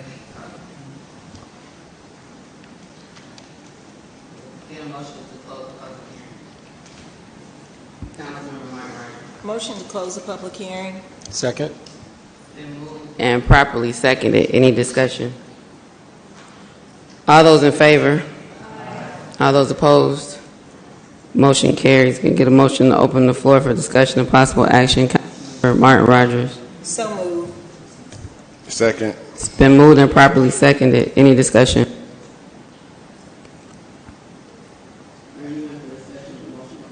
No. All those in favor? All those opposed? Motion carries. The motion carries. The floor is now open for discussion. Councilmember Mitchell. I had a question for Mr. Arrington, if you don't mind. Question to the chair, and I can address okay. it. Wait, pose it to you? Yes.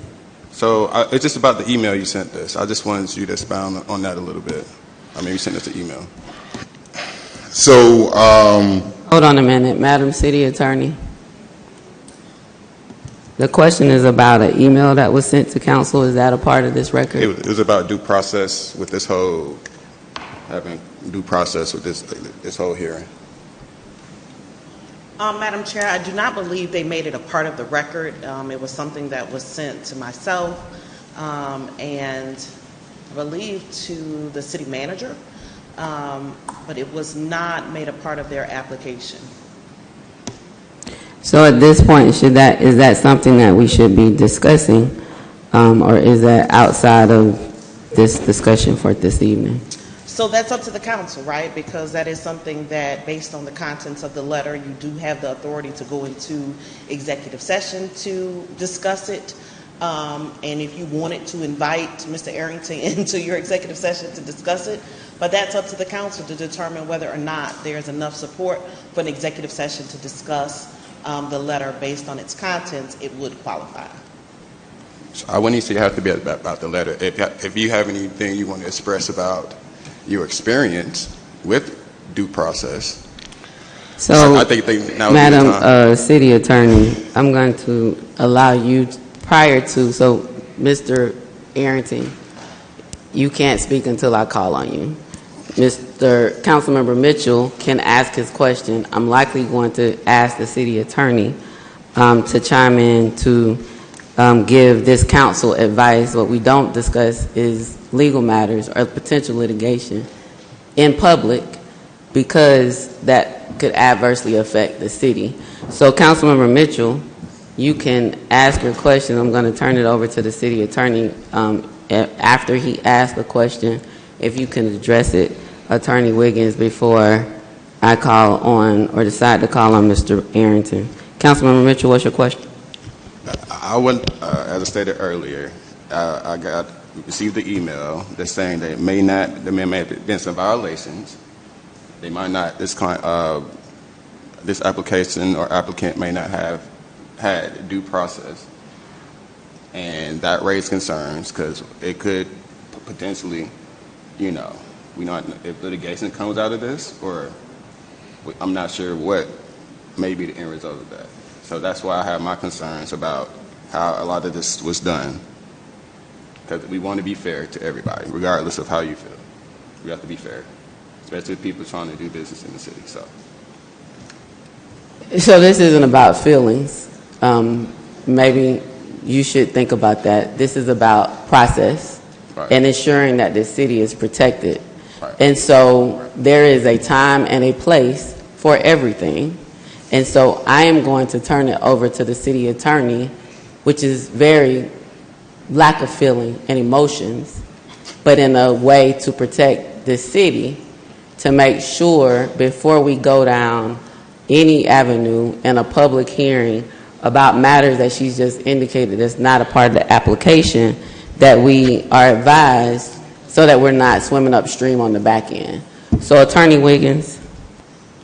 So as an initial matter, the city has followed the required zoning procedures law, which is state law, and also its local law on due process. Public hearing was had before the Planning Commission twice, before this body twice, and you know that's why. It's because of the concurrent variance that needed to come back with the use permit. So we followed the rules when it comes to due process. If there is a question or conversation that needs to be had about potential litigation that may ensue based on the processing of this application, I would recommend that the council seek support to go into an executive session. And obviously, you know that has to be done by motion. So can we defer this until we can talk about this in executive session?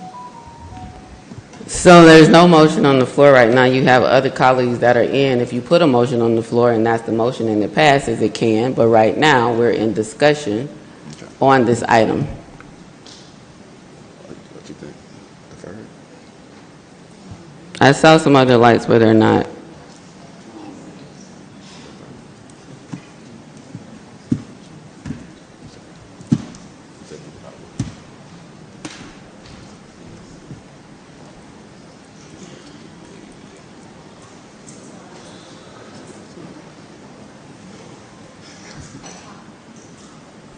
Councilmember Ziegler.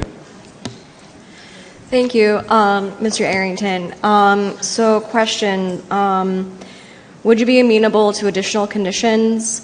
Can we actually get the conditions pulled up on the laptop? I'm sure that my client would be. I think that he already indicated he was fine with conditions 1 through 7. I think he's also amenable to doing something for the youth and or for seniors and or for a community center, right? Or contributing towards a community center. So I think that they are ready, willing, and able to be good partners with the city of East Point. Okay. Can we add some conditions to this list? I would like to ensure that the warehouse is not a refrigerant warehouse. Condition number 2, that you need to have downcast lighting. Condition number 3, that the hours of your operation are from 8 a.m. till 7 p.m. And then condition number 4, that you cannot pull an air or water permit to dispose of any pollutants or waste. If you don't mind repeating those again for me, I just want to make sure that I got them. Sure. So condition number 1, the warehouse cannot be a refrigerant warehouse, so you cannot house cold items that would require the use of refrigerants.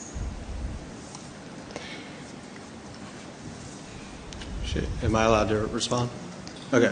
No, so I preside over the meeting. This is not call and response, okay? So he asked her to repeat.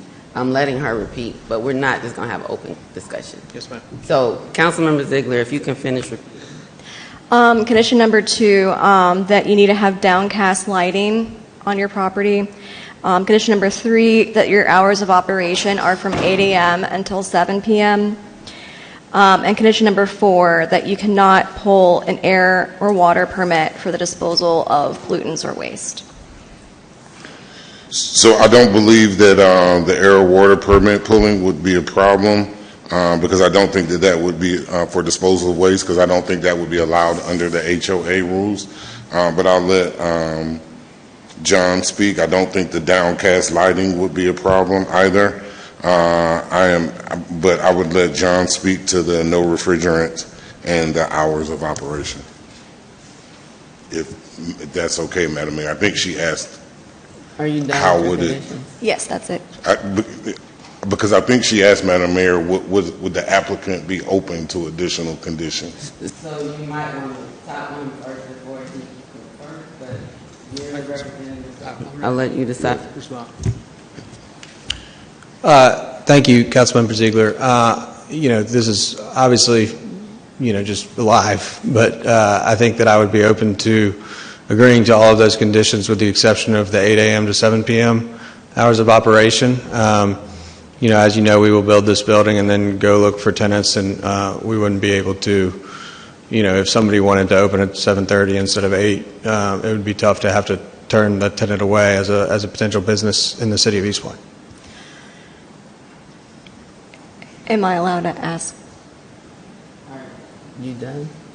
What hours of operation do you feel like that you would be amenable to, just so that we can make sure that we, we're not affecting the quality of life of the residents, but also we're able to have some kind of business here. May I respond? Yes. Okay. I think we're open to the existing code that exists in the I-1 district, as well as being held to the same standards as our neighbors. But in terms of dictating right now what hours, I would just say that we would follow the existing City of East Point code in relation to hours of operation.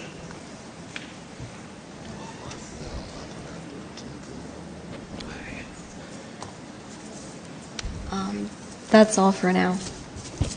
Councilmember Martin Rogers. Thank you. And you all know how I feel about warehouses in the community. As someone that resides in Ward D, that Microsoft project just was not a good project for our area. But I did listen to several of my constituents, and I was also on the call on last Thursday, in which you said you would be willing to provide the hopes and desires of the community. So I have spoken to residents in the community, and no, we don't want another warehouse. If you drive past Microsoft, you'll see custom-built homes to the right-hand side of the street, to the left-hand side. You go further down, you have Summerled, Savannah Walk, and also Heritage Park. But I'm not sure what the appetite is of this council, but I know previously, there was a lot of discussion about the conditions being placed on the developer and what he should and should not be doing. But I want to take a look at what you can do for residents that live in the community and ask for this council to think about a community benefits agreement. We can move forward with this, but I do think that there should be some discussion on how we can better not only Ward D, but also Wards A, B, C, and D. A community benefits agreement. Hold on just a moment. I didn't notice the city attorney was in. I can wait. It was just in response to Councilwoman Ziegler's response. I'll have you go ahead. Go ahead. The only thing I wanted to add in response to Councilwoman Ziegler's list of conditions is that we have a code section on lighting, 10-2039, which is very detailed in what kind of lighting is allowed in an industrial area. So if that's a condition that this council is considering, I would recommend that you stick to the code. That will be triggered when a building permit is pulled, right? And so any lighting would have to then get staff review to ensure that it's in compliance with that code section.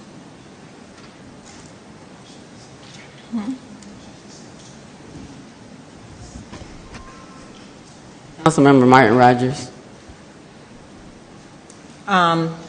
So after hearing from residents all weekend in the community and looking at our section 10-2067,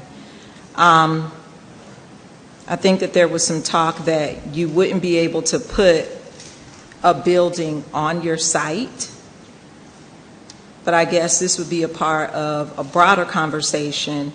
But number one, an off-space site within Ward D for a community services facility, such as a community center, which assists our senior residents, exceptional needs population, and our youth. A partnership with our Parks and Rec department. Those students have made us a city of champions, and you've heard the work. You've been to our community, you've been to our council meetings in which the Parks and Rec director has talked about that. A partnership with Tri-Cities High School, their basketball team, perhaps the Alumni Association, the culinary program, and administrative team to help meet the needs of those students in Tri-Cities High School. When it comes to developing this project, you should probably consider targeted outreach to pre-bid meetings with workshops for local minority and disadvantaged business owners related to business opportunities associated with the development. Donating money to the following HOAs: Heritage Park, Savannah Walk, Lakeside Preserve, and the City of Praise Church. It discusses it in the community benefits agreement, but that's optional. A job fair with partnerships with the Office of Equity and Inclusion. 35% of those jobs should probably go directly to East Point residents. And then money set aside for the maintenance of roads and litter pickups. And then sidewalk connectivity. Your property should connect all the way down to the other communities in the area. And trees where you cannot, trees on the frontage of the property so that it's hidden out of sight. Is that it? Yes. You can respond, Attorney So Arrington, but that's the laundry list. I'm not sure if you were able to catch up. My initial response is I think all of those things are great. I don't know that they would be able to contribute to all of them, but maybe there could be a contribution to the city, and the city could decide how to spend that. Maybe one of the 50 worst properties could be converted into a community center. And so I'm sure that they would be happy to work with you and make some type of, commitment to the community. And I will be sure to make sure that they do that, because we serve the same residents in different capacities, right? And so I hear you. No one wants a warehouse next to their home. But I believe that they are committed to working with the community, particularly the youth and the seniors.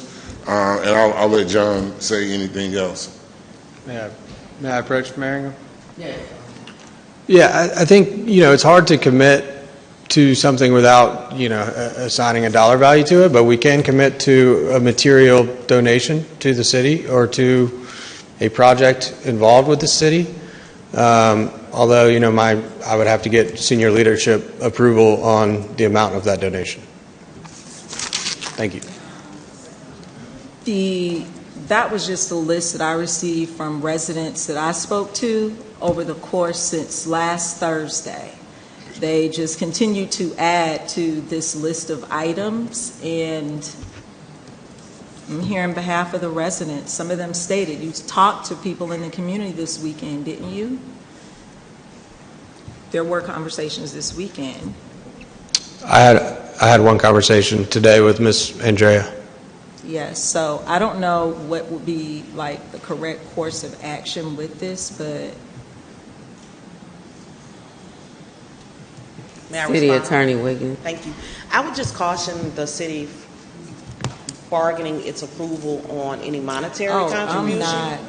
And so any condition that would look like that would be illegal. So just wanted to say that, and obviously there can be conditions that may achieve some of that, but it should not be any monetary value coming back to the city in exchange for your approval of the application. Councilmember Shropshire. They don't. Thank you. Either you are for or you are against. What you allow is what you accept. I remember maybe about 2 years ago, we had a motion to come before us in a different ward, and they wanted to bring canisters where they go to the houses and pick up the trash, the dumpsters. And because that ward person did not want it, that's how we voted, because it affected that neighborhood. Here's what I see. and I'm going to be real honest. Anything that's in certain wards near downtown, they don't want it. They want to push it further out of sight, out of mind. Remember that. Out of sight, out of mind. They don't want it in certain areas.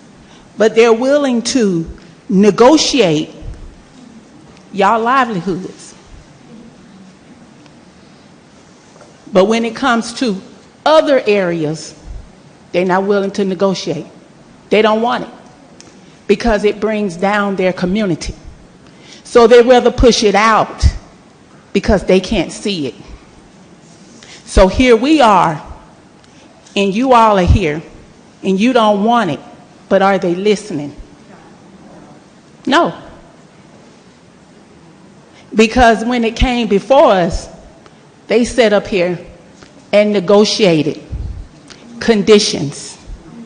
That's how we got to being 1 mile from where you are now. And it'll probably pass because they're the votes. It'll probably pass. But you remember who's running. There's several elections coming up. County, city. Remember that. Remember how they didn't listen to you, but when election time comes, they're going to want your votes. They don't care about how it impacts you. That's not their concern because it's not impacting where they are. You have to be engaged, you have to be informed, and you have to move with your votes. I guarantee you, when there are certain things in certain areas, come back and see how the vote go. Come back and see who wants what and what they don't want. That'll tell you the whole story. I've been in this city a long time, and what I see is council before 2013 again. So I say this, I'm going to support what you all want because you all have to live with it. And I know how things impact neighborhoods that are not for the good of the neighborhood. And I'm a yield. So I waited patiently. I won't have any questions for you all. I'm going to go to the law. Our zoning ordinance 10-2079D. Uses permitted through use permit only. The following uses may be permitted per the procedures and standards set forth in Article D, Section 10-2115 et sec. In the I-1 district, provided that such use shall be at least 5,280 feet from any residential property or property used for residential use. And in that list is warehouse. So I'm assuming you're going by that section, but before you even get to the list, it says the property of where this use is going to be has to be at least 5,280 feet from any residential property or property used for residential use. I don't recall if your slide was in here tonight that showed the circumference or the diameter reading. That was, I feel like it was 900 feet. It was less than 1,000 and from residential.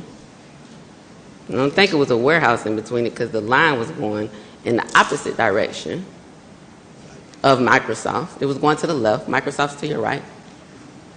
And the same distance from the center, right? It's basic math. But nevertheless, it didn't say 5,281 feet. It was less than that. And so by the very language in our ordinance, which it was stated that the city could have changed the zoning, we did. We put an industrial moratorium in place from February 2020 to December 2020, amended the I-1, I-2, and BP zoning industrial districts, and created WH1 and WH, I think it's mixed, I forgot the word, it's the mixed industrial, MXI districts. And in that amendment, because the local government has the authority over land use and zoning in every municipality in this state. It's not a county decision, it's not a state decision, it is a local power given to municipalities across this state. So we exercised our power. And in fact, the mile came from the East Point Environmental Collective that Councilmember Ziegler was a part of. It was Councilmember Ziegler, she wasn't a council member at the time, Julie Aaron. We met with them. We had a distance in the ordinance, and they said that's not far enough. It should be at least a mile. No problem. It's changed to a mile. This building, so yes, there's other things that we inherited, but because we have the authority to make local decisions on land use and zoning, we've decided that we want adaptive reuse of warehouse, like Punt City Market, Krog Street, all those other areas in Atlanta and parts of Fulton County where they convert old industrial businesses to mixed use or quality life type places where it's restaurant, retail, entertainment. Like, that's why that list of things that are allowed are there. And the other thing is you're asking for a special use permit but haven't told us the use. You said build the building and go look for the tenants. That means we don't know who's going to be in the building. That's what you said, Mr. John. I quoted it. Also, you said if we rip up, it would take $1 million to rip up the infrastructure that's there. Why can't we use the infrastructure that's there for other buildings that come? Like, infrastructure is infrastructure. I'm not asking a question. There's no need to respond. The other thing is,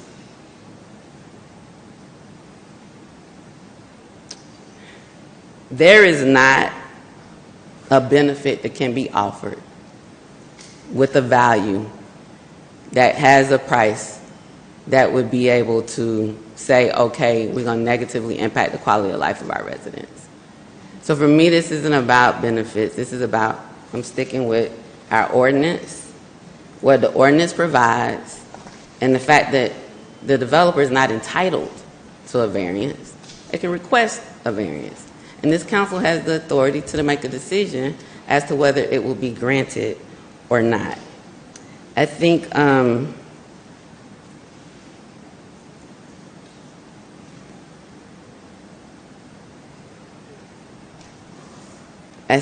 when we look at this from a legal, like what our ordinance says, what has been met, and what has not been met, there's not been a condition that says we should waive this variance because we don't even know what's going in the building. So if that were something that we're going to consider, we can't build it and go look for tenants and they will come. I know other cities allow that. Other cities have more warehouses and they like a bunch of industrial warehouses that impact the quality of life of residents, built with no buffers between residential. A mile at least is what we desire for new industrial use, and now you are here because this building or this land is in a process where you need that because we've exercised our rights. And we haven't done anything wrong. The processes have been followed. The hearings have been held. There's not a due process violation as it relates to hearings. The hearing we conducted today is actually the second hearing because you had a hearing on the first part and now we're having two. So they were combined together. You actually got an extra hearing, right? Because we haven't bifurcated it. We're not just having a hearing on the variance. It's a hearing on the special use permit and the variance. It's two hearings. When generally we're required to do one. You had two hearings before planning and zoning.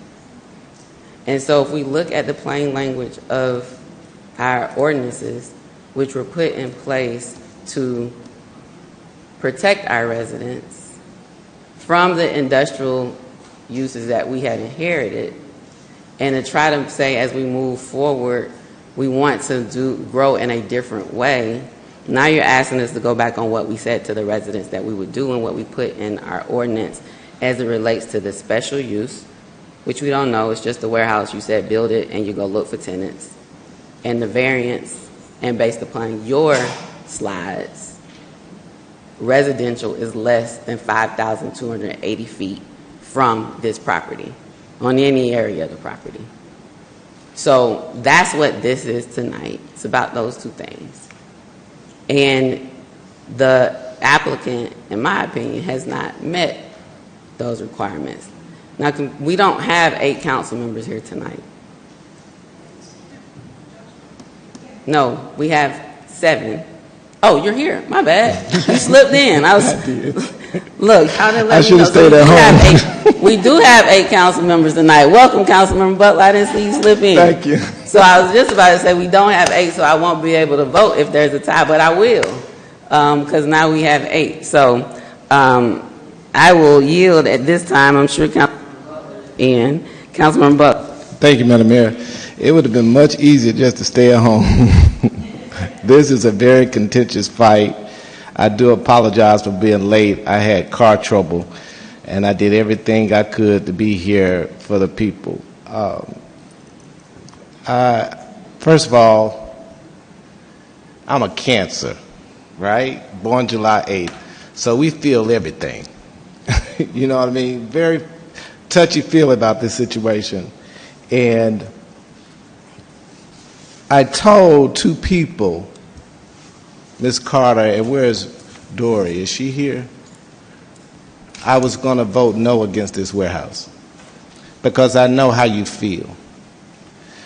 We had a food bank warehouse put behind my neighborhood, and the difference in that was commercial property, and this is industrial. I was here when we did the moratorium. I supported the moratorium. Some people did not. I know why we put in what we put in, and it wasn't to stop building warehouses in a warehouse subdivision. So I could have stayed away and abstained on this particular issue for the people to know where I stand, right or wrong.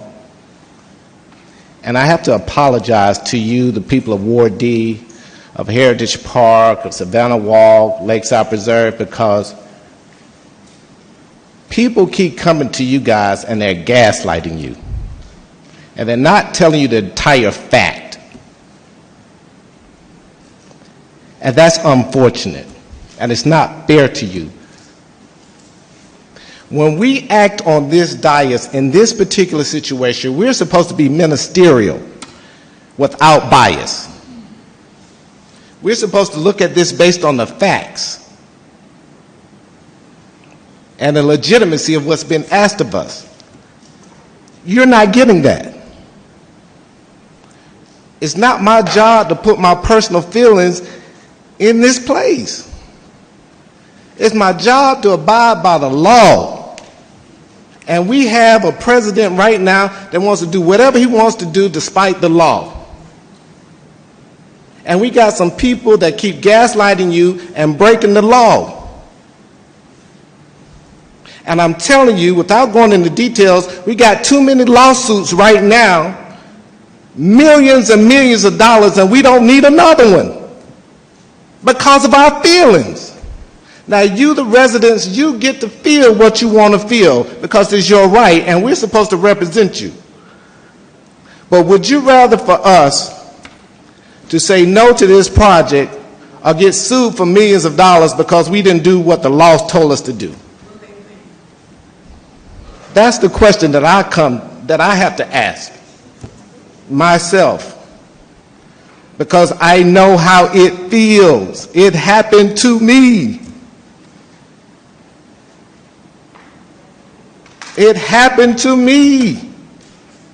A food bank warehouse put behind a historic black neighborhood, and we get 0 property taxes for it. So when I tell you I know how it feels, I know how it feels. But I have to take my feelings aside, and I can't break the law.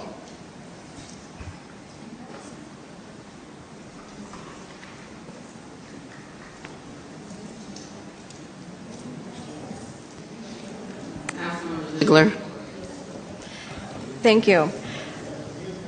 So My condition of no refrigerant warehousing still stands. I suppose since we already have an ordinance about downcast lighting, we can ignore that one. For hours of operation, would you be amenable to 6 a.m. to 7 p.m.?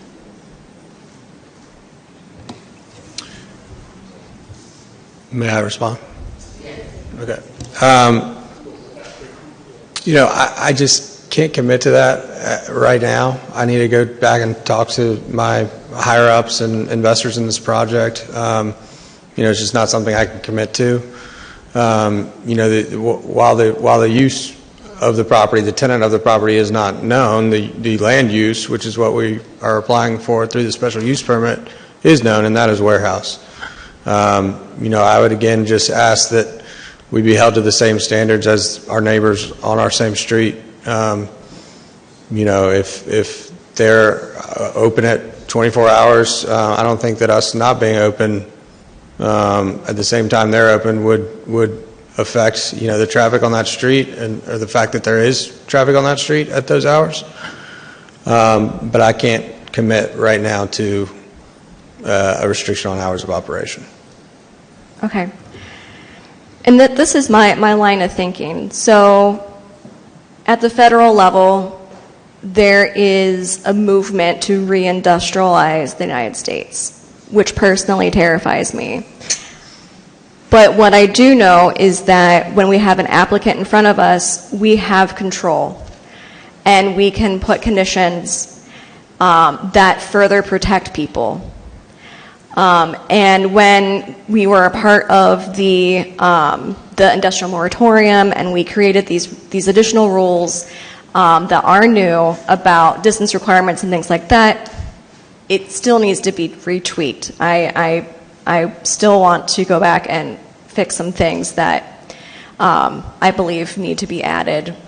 But at the moment, this is a warehouse. The other uses for an I-1 district are manufacturing,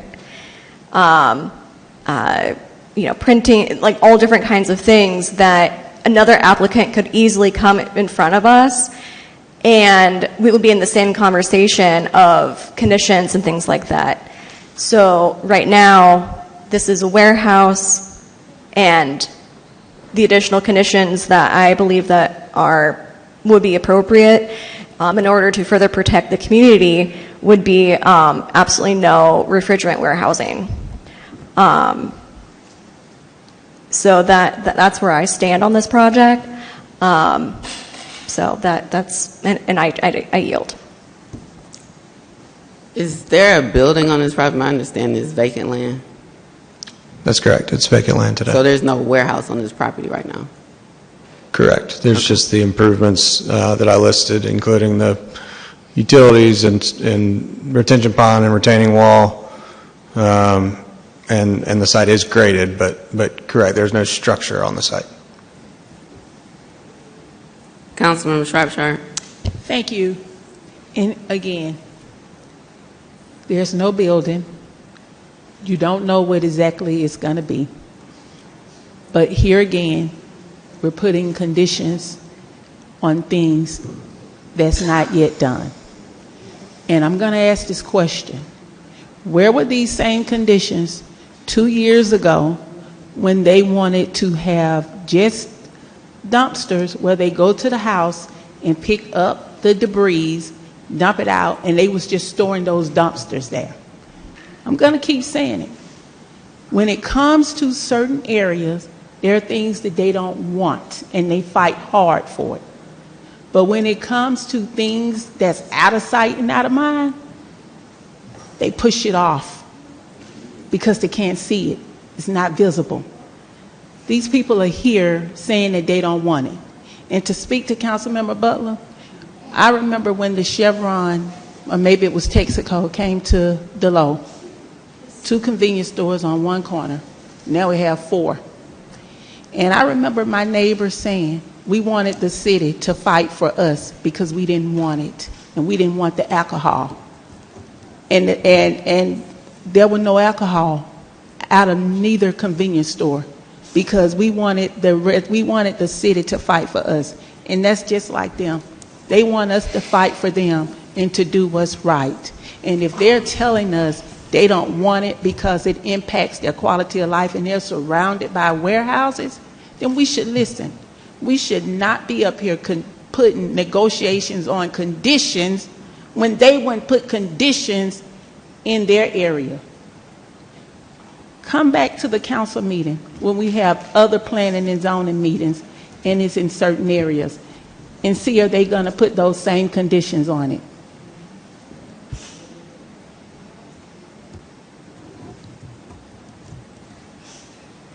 So no one's light is on at this time, and I'm looking at the agenda. I actually don't see an ordinance attached to the agenda. There's been a lot of discussion. I read our law into the record. That's the current ordinance that I think we amended back in December of 2020. So it's been our law for about 4.5 years. I think what you're referring to, Councilmember Shropshire, was in January of last year. And so we do have an ordinance, and it does have provisions. And a variance is not an entitlement. It's not something we're required to do. And it's the first I'm hearing that we need to look more at the ordinances regarding industrial, but I welcome it because we've had those conversations. We amended the ordinance, and we're here with exactly what the ordinance was designed to do. Have special use permits come before this council so this council can make a decision in front of the people who elect us and our constituents and our supervisors, and ensure that if those special uses were going to be allowed in I-1, they had to be at least a mile away from residential. It's the law. I read it into the record. At this point, Councilmember Mitchell, Madam City Attorney, we're probably going to need you. I didn't notice my light was on, but I was trying to see if we're going to call the question anytime soon. No motion on the floor. We're in discussion. So there's no question to be called unless there's a motion put on the floor. Councilmember Freely. Yeah, I don't know if this is a question for Madam Mayor or the Deputy City Attorney or the City Attorney. If there is action to be taken, we would need to waive the first reading, correct? Let me also add, I don't think, have you guys had the staff report already? Okay. And then At the beginning, we had the staff report through this slide presentation. They shared their recommendations of conditions. During the discussion, additional conditions have been discussed. I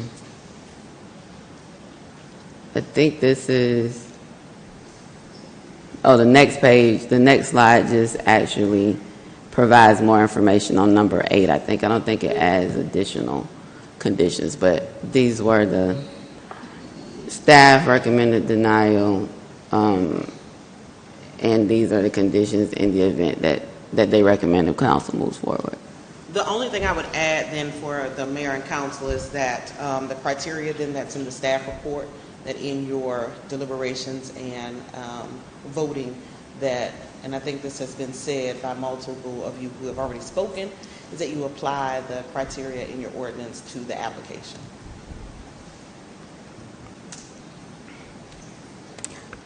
Councilmember Freely's question of waiving the first reading, we don't have an ordinance. It's my understanding when staff is recommending denial, generally there's not an ordinance that's prepared as it is when there's a recommendation of approval.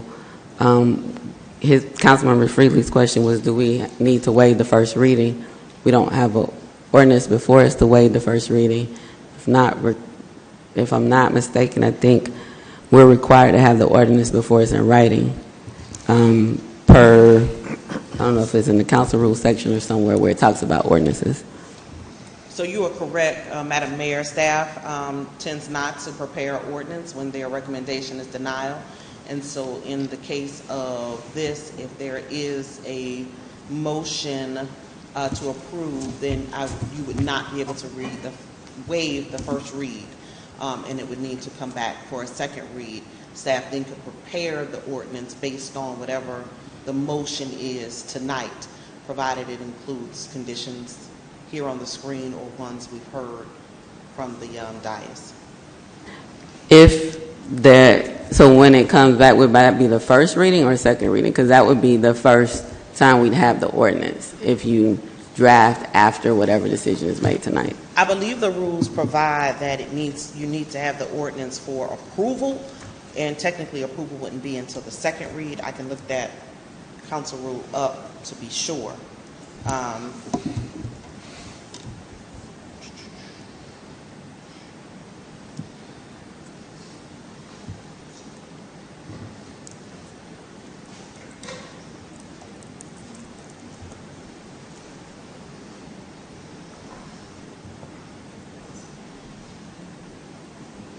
Councilmember Freely. I was going to ask if that is required. Is it possible that we can table this until staff has a chance to draft the proposed ordinance and then come back to this evening? So you're asking if staff could, it's a very presumptuous request, but you're asking if staff could, if the item could be tabled and staff could draft the ordinance tonight to then remove this item from the table later so that council could act on the ordinance tonight. Madam City Attorney? That was hypothetical, not presumptuous. And I am listening, Madam Mayor, but at the same time, I'm looking for that council rule, so if you would allow me. It's Rule 16.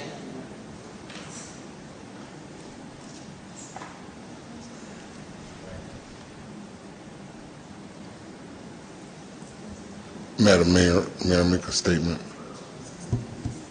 Let me get her response on this and then I'll come to you.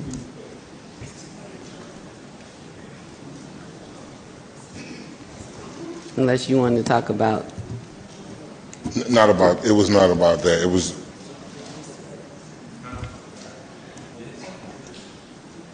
So we came 2 times, the first time when it was just a special use permit, and then 2 times this time. We were here last week for the great meeting about economic development and waited the whole meeting only to be taken off of that agenda. So we would love to have some type of up or down vote tonight, and that's all I wanted to say.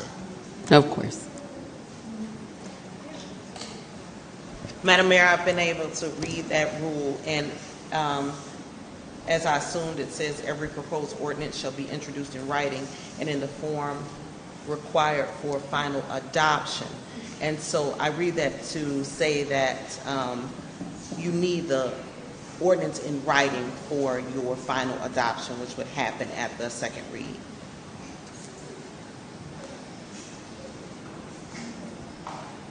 So it says each ordinance shall be read by title at 2 different regular meetings of the City Council unless the reading is waived. Right, so by title does not say that you need the actual text of the ordinance.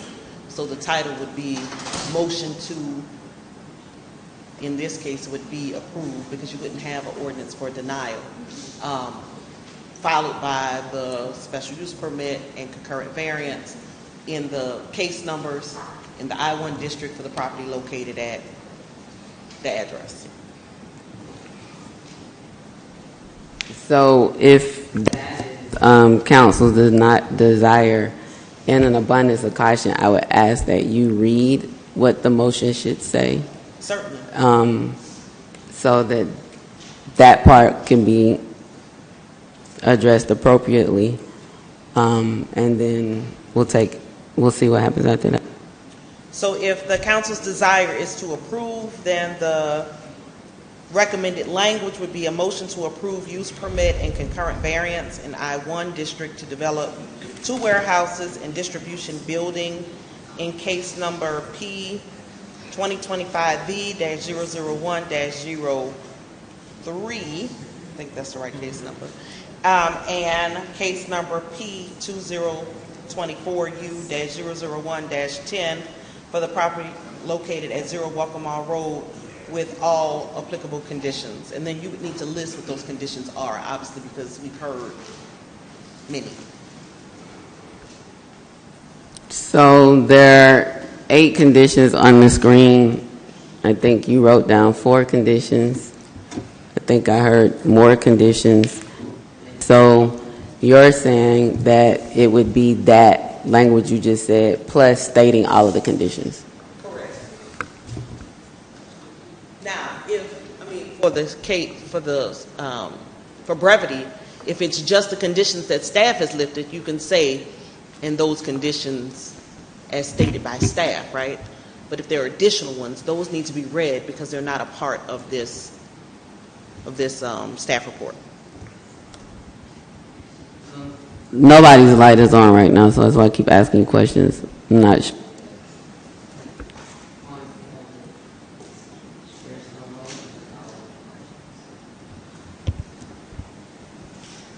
Councilmember Freely. Yes, Madam Mayor, I'd like to make a motion that we approve, and please catch me if I don't repeat it the exact same way you did, use permit to request to develop 2 warehouses and distribution buildings with concurrent variance P 2025V-001-03 at 0 Welcome Mall Road in the I-1 Light Industrial Zoning District with the use permit. Do I need to add that language here? Yes, and state both case numbers. With use permit P 2024U-001-10, with conditions 1 through 7 recommended by staff, striking condition 8. That would be your motion, Mayor. Is there a second? Second for discussion. Motion's been seconded. Councilmember Shropshire. So why would you strike condition number 8? Because basically what they said is if you put condition number 8 in there, then it makes it impossible for them to build on it. So now it's like you're just giving them what they want and disregard what the people say. So if you were going to make a motion, you would have included everything in the motion, not cherry pick. But here again.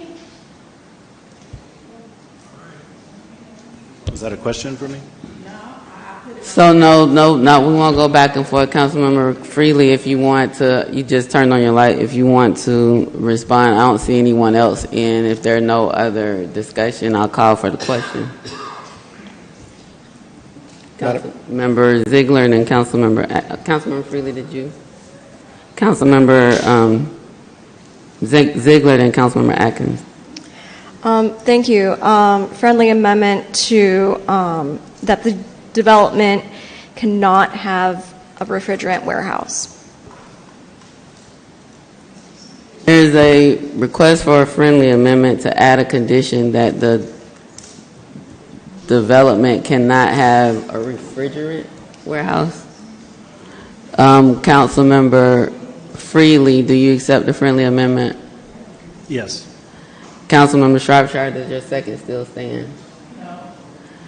There's a motion on the floor with the friendly amendment to add, in addition to the 7 conditions on the screen recommended by staff, another condition that the development cannot have a refrigerant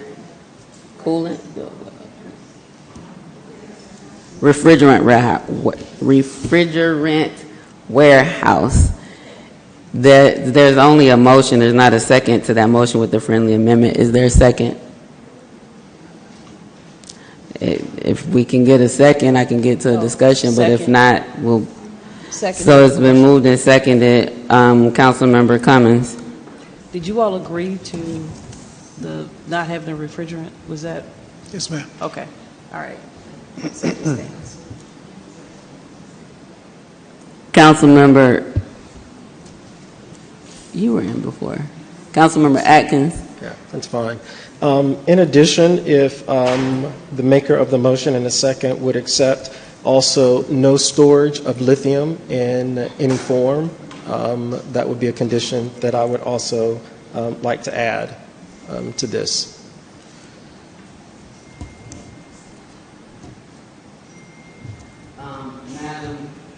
City Attorney, I don't recall how many friendly amendments we can have. I know we can have 2 substitute motions. I'm trying to find it really quickly. I think what we should do is you should get the vote to add the amendments to the main motion. So right now you've got a main motion to approve with conditions 1 through 7. Then you have an amendment to add the no refrigerant. That got a second. So let's vote then to add that to the main motion.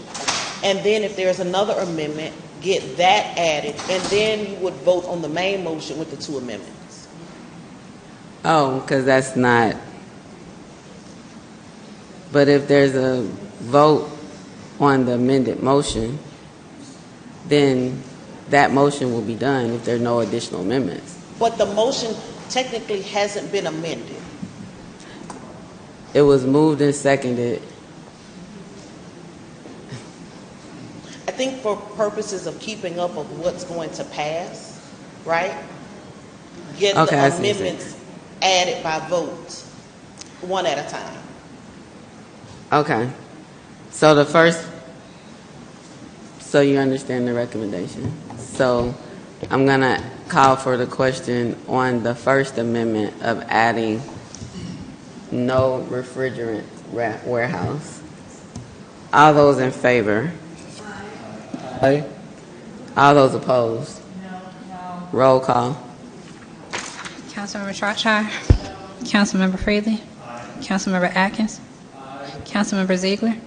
Councilmember Cummings. Councilmember Mitchell. Oh, okay. Councilmember Butler.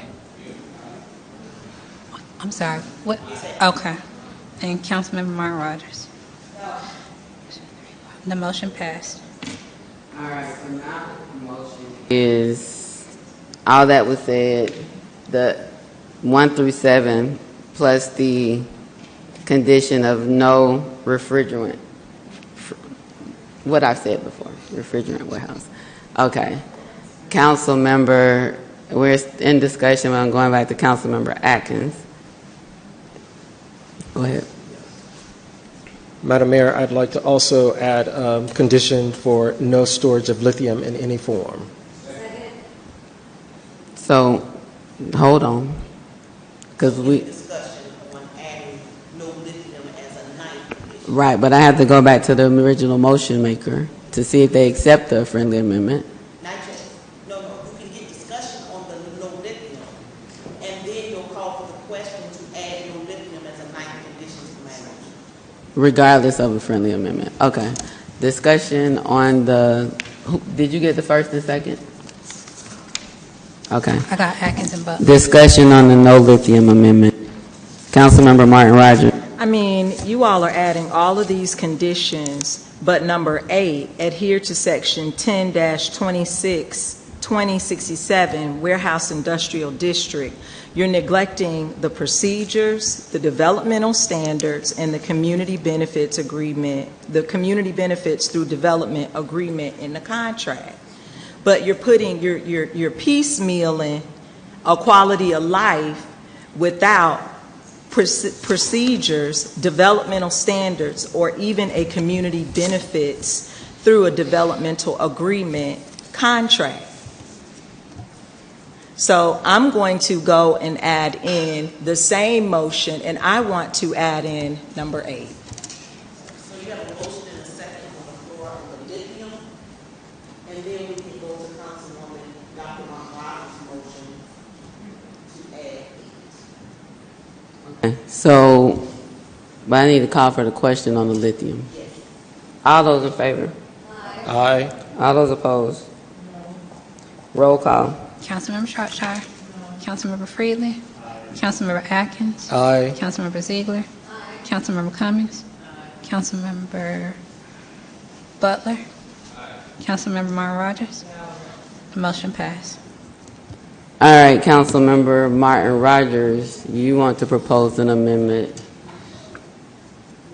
Go ahead.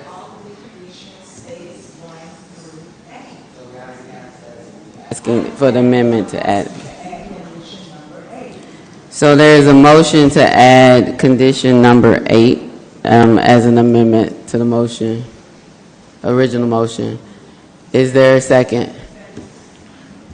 Any discussion?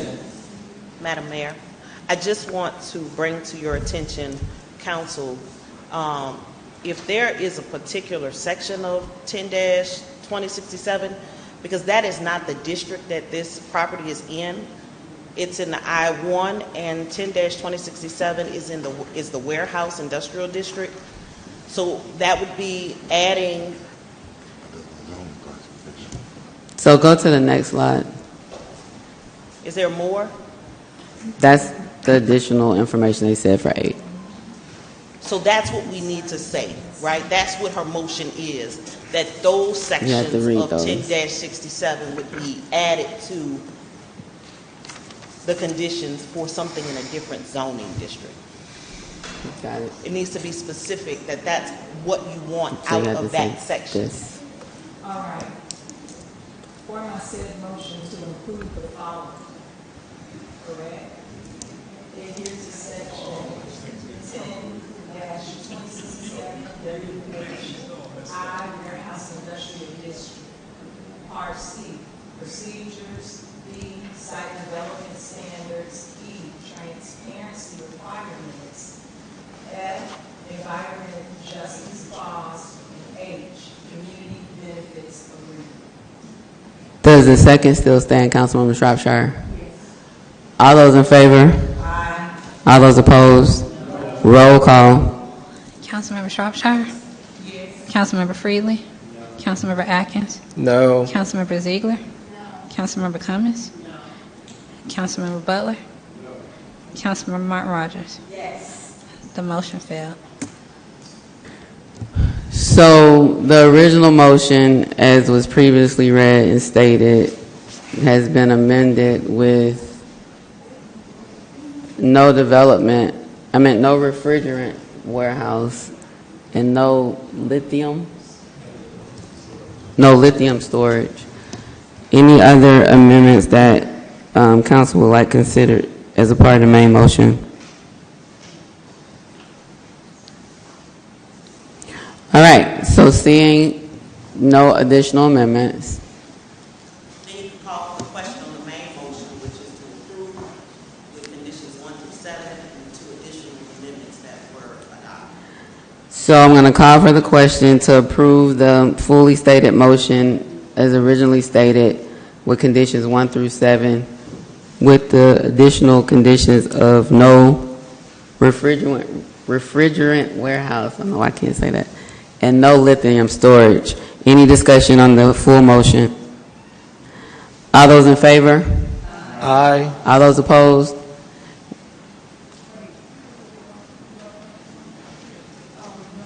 Roll call. Councilmember Shropshire? Councilmember Freely? Councilmember Atkins? Aye. Councilmember Ziegler? Councilmember Cummins? Councilmember Butler? Councilmember Martin Rogers? The motion passed.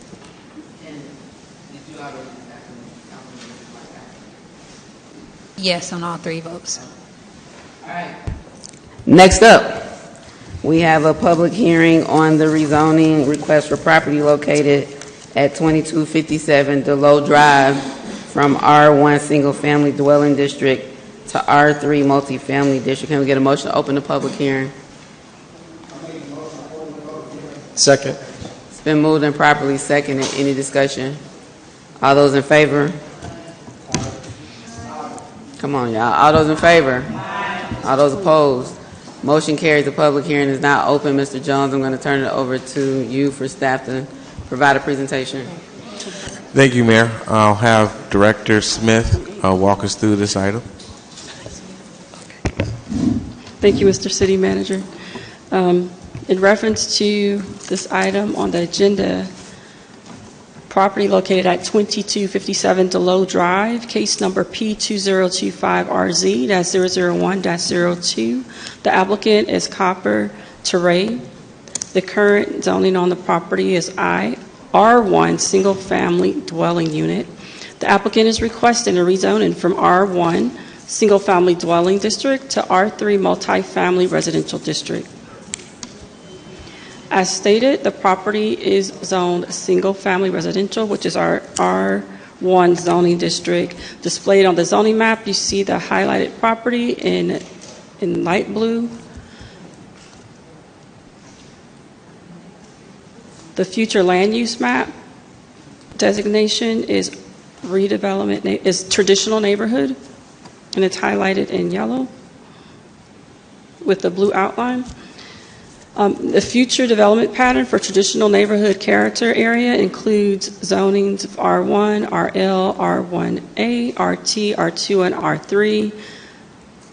Although R3 is a typical zoning district in traditional urban neighborhood, the use and scale for this area is limited to multi-family, duplex, triplex, and quadplex at crossroads and where existing. In this example, in this proposal, it is not at a crossroad and it is not existing.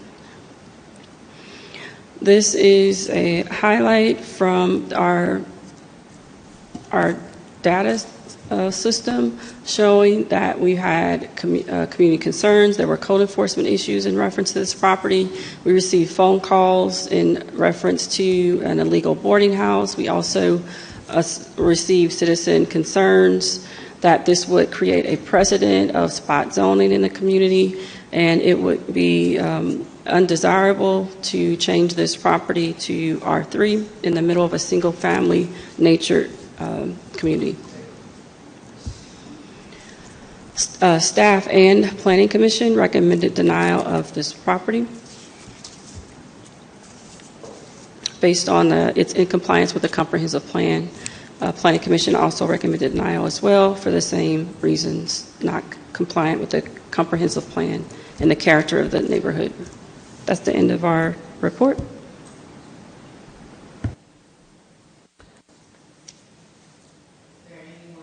Like to speak? Madam Mayor, so sorry. So I am probably out of order, but if you would allow me, so you remember we've had all the conversations about the zoning code being updated, especially in compliance with that House bill that passed a couple of years ago, House Bill 1405. There's a provision therein that whenever there's a zoning ordinance that seeks to change something from single family to multifamily, there are some steps that need to be followed. So I am asking that we do a motion to defer until those steps are followed to properly have this before you. Before or after the public hearing that's already been advertised? Now. Yes. But I just opened the public hearing. I'm asking for it to be closed and that the board entertain a motion to postpone.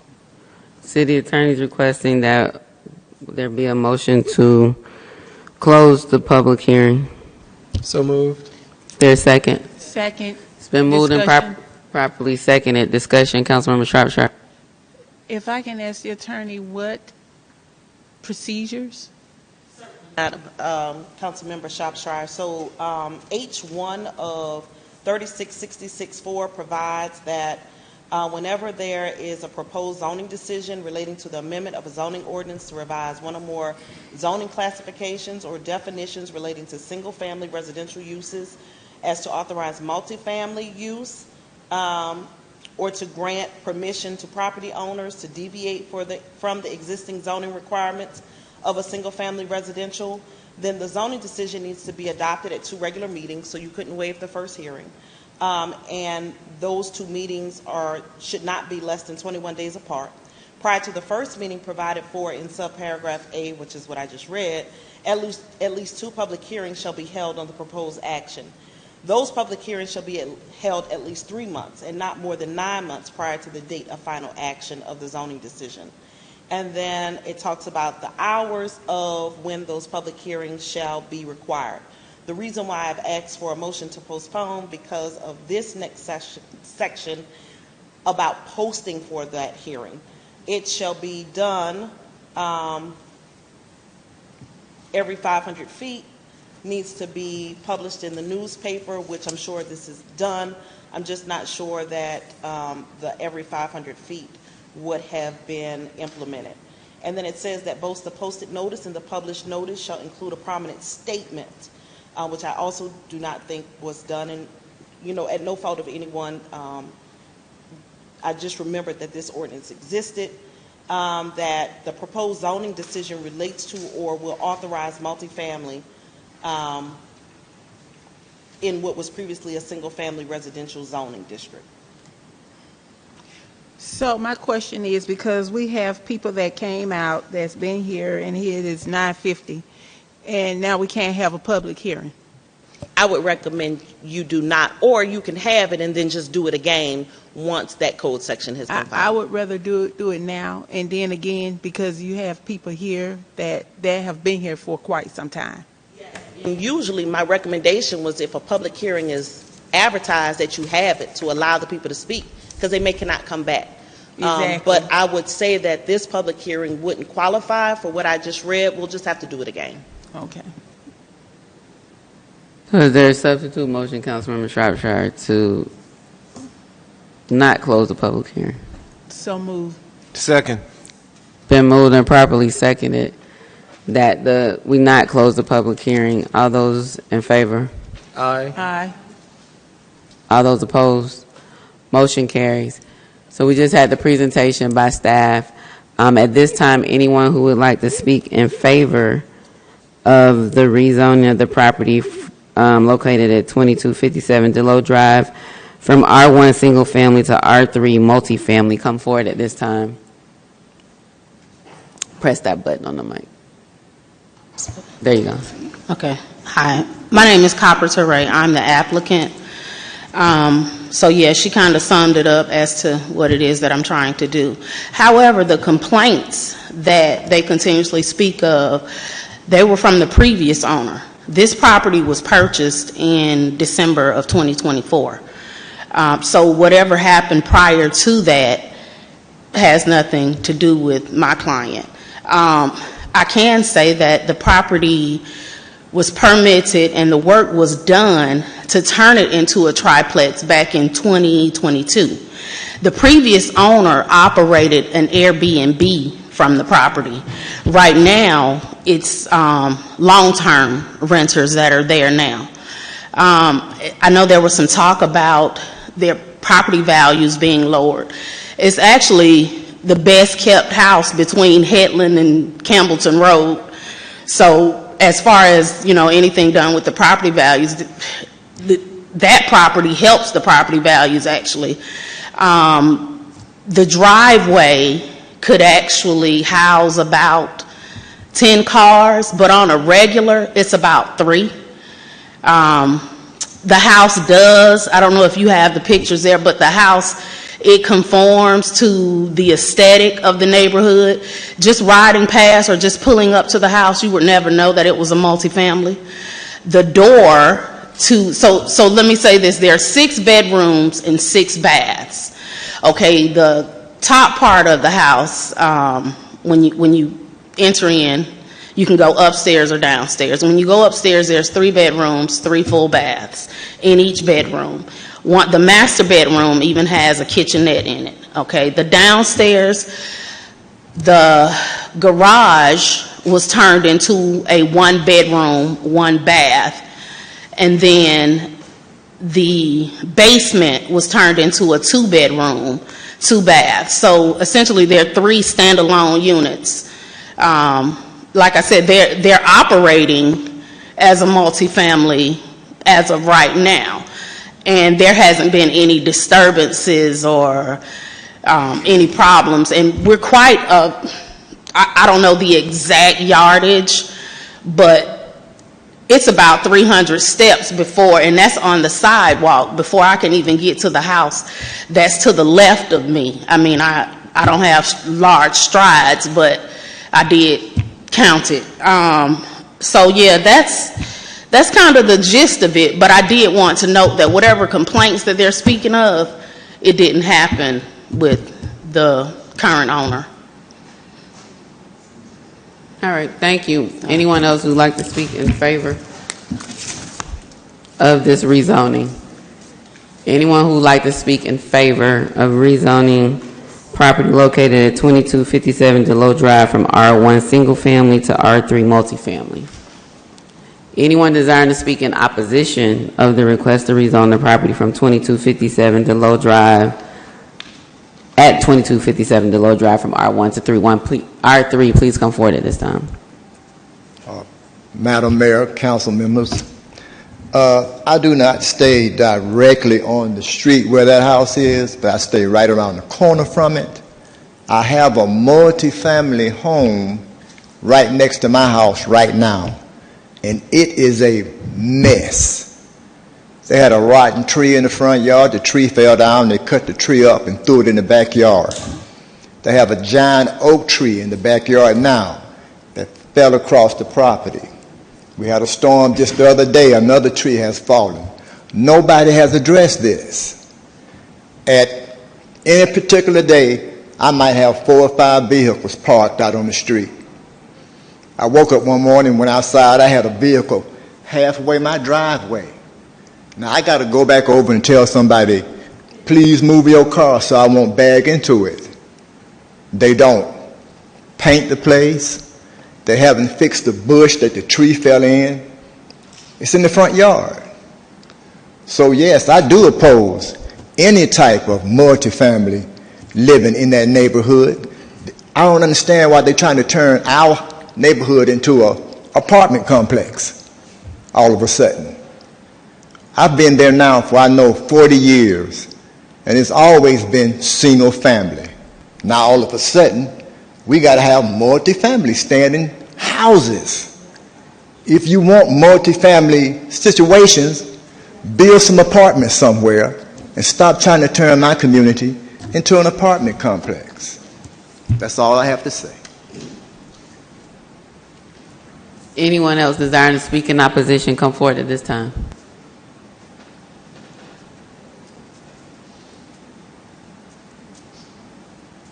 Good evening, Mayor and City Council. My name is Jackie George. I live at 2357 Ridgecrest Lane, and I'm in opposition of it also. I've been in the neighborhood for about 40 years, and have always been single family. I understand if there's a shortage, that's fine, but put the shortage in the neighborhoods where it should go, not in where the single family homes are. And if it's open up, once it's started, it's going to keep on going, and I do not want it in my neighborhood. Thank you. Anyone else who'd like to speak in opposition, come forward at this time.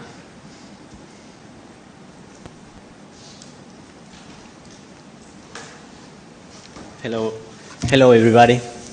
My name is Jose Villalba. I'm living on 2241 Dow Drive.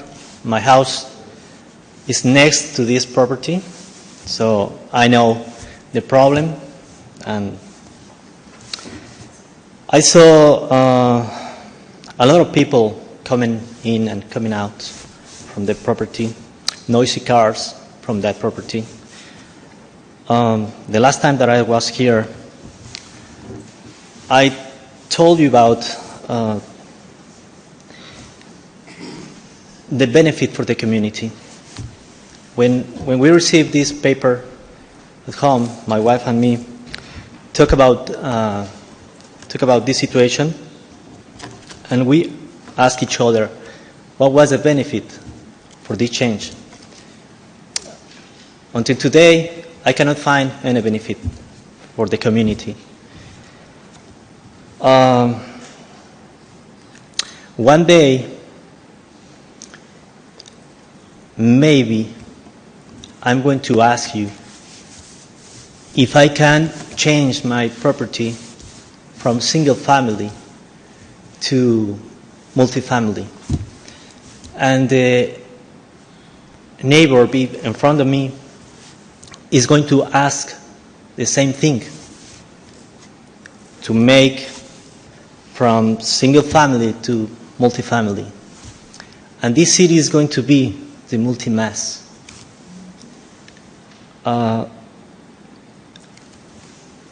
These people that is here, that is here, you, are responsible for our feelings, for the rules. And I think the only way to change this rule or to break this rule is under the law.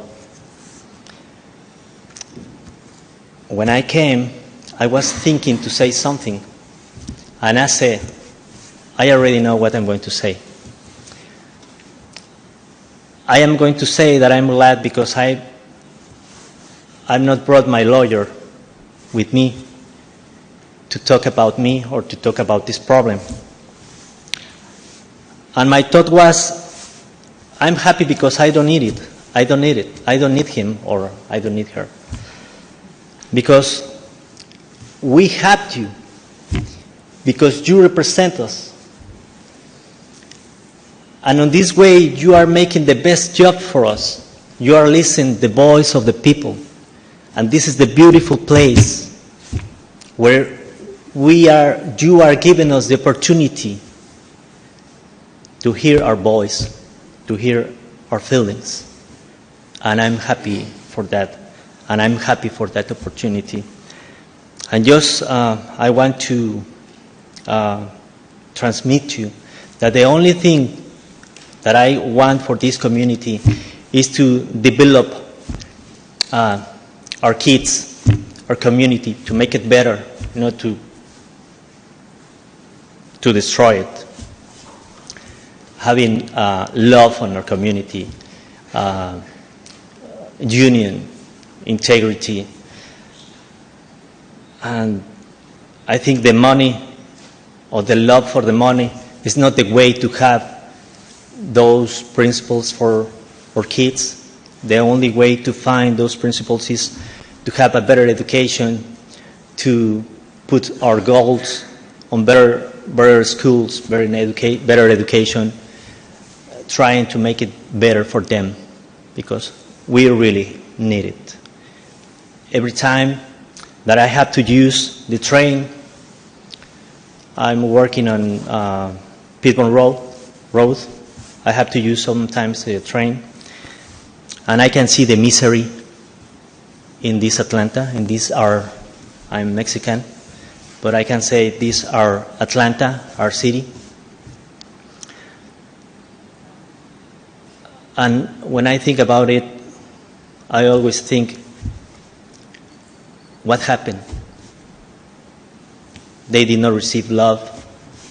They did not receive the necessary for their lives to make them feel important. Okay, this is the opportunity to make the people feel important, to make feel people with love, to make a better place for all of us. Thank you very much. Anyone else want to speak in opposition of the rezoning of the property at 2257 Dow Drive from R1 to single-family residential to R3 multifamily? Anyone else wants to speak in opposition? I'm sorry. Apologize. Anyone else want to speak in opposition? Can I get a motion to close the public hearing? Madam Mayor, I make the motion to close the public hearing. Been moved and properly seconded. Any discussion? To close. All those in favor? All those opposed? Did I say opposed twice? I don't know. I meant in favor. I don't know. Did I say all those in favor? You did. Okay. Yeah. All those opposed? Motion carries. Any further action on this item? The city attorney has requested that we defer this item until when? Madam Mayor, I think this is another one where you don't have an ordinance, but if the council's will is to deny, I think you can go forward. I was sitting here just doing some case law research on the code section that I just read. There was a lot of back and forth about the requirements because this was to address multifamily homes going into single-family districts, and obviously this was something that developers wanted, but individuals didn't. And I do believe that you guys can go ahead forward, provided that the motion is for a denial for which you don't have an ordinance, which would be okay, and the requirements that have already been met through the public hearing for the Planning Commission, I think you're well within due process and the zoning procedures law that I just read to go forward with your motion tonight. Councilmember. Madam Mayor, I make the motion that we deny the rezoning application P2025RZ-001-022257 Dow Drive. Then properly seconded. Any discussion? Discussion. Councilmember Cummings. Thank you, Madam Mayor. I don't know who this, maybe to the city attorney. So you're the property owner? Can I ask her that, Madam Mayor? She's the property owner, correct? I represent the property owner. I'm not the property owner. Okay, so my question is, it is operating as technically it's a triplex right now, right? It's a room and house. So that is a violation of, so how do you go moving forward with that? So when you say it's illegal, it's not. Ma'am, she's asking our city attorney. I'm sorry. Yeah, no worries. So if the property is currently operating outside of its zoning district, then that's a matter for enforcement then proceed with enforcement to cite for operating without the proper zoning designation. Thank you. I yield. Councilmember Shropshire. Thank you. So yes, the house is operating illegal. It is a rooming house, and the city don't allow rooming houses. The city only had one rooming house, and that was on Cheney Street, and that was grandfathered in. I don't know if it's still that because the house did burn down, but it is operating illegal. And actually, that is not one of the best kept houses on Delow. Delow has several nice houses. As a matter of fact, that house is 3 doors down from me. And I know Ma'am, we hold on, Councilman Shropshire. You can't yell from the audience. No, but the house, Councilman Shropshire. So we had the public hearing where people can comment if there are any specific questions that may need to be answered.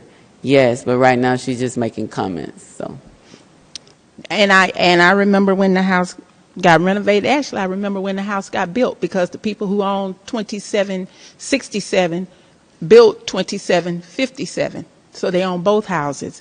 And I remember, and I asked at the time, it was Margaret Dewberry who was over planning and zoning, what was going on with that house. Got no answer.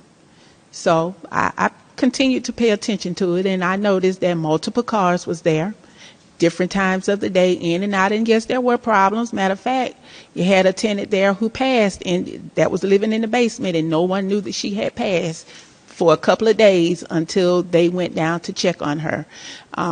There have been tenants that have made a lot of noise in the neighborhood and still do. But the house is illegal. It is a rooming house. It's not supposed to be that. That is a single-family community, and we want it to remain a single-family community. And on that note, I call for the question. all those in favor? All those opposed? Motion carries. Next up, do we have any public comments this evening? Can you read the names of people who signed up? Because I'm not sure if they're still here. Yeah, the motion was to deny. We have Ms. Deborah Hargrove. Okay, never mind. Okay. How many do we have?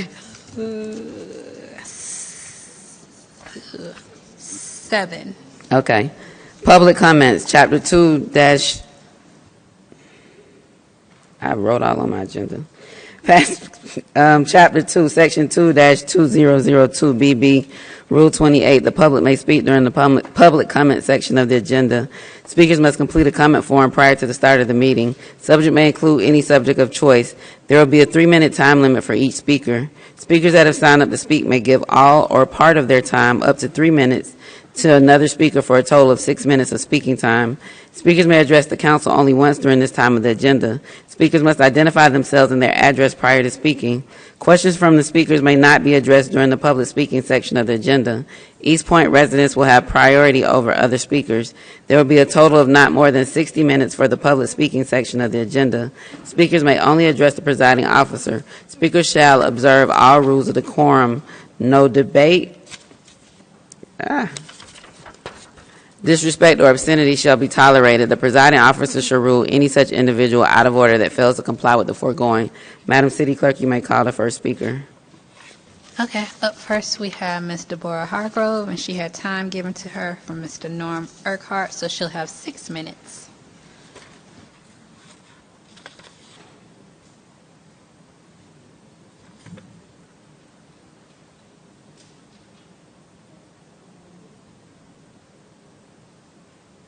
Uh-oh.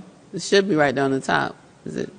It should be a button right on the top. It's not working? But, okay, there you go. Okay.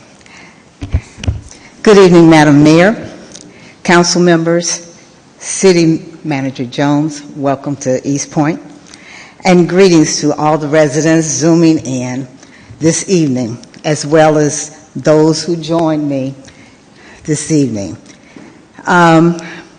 I am Deborah Hargrove, and I am the founder of the recently formed East Point Council for Concerned Citizens for Civic and Cultural Affairs.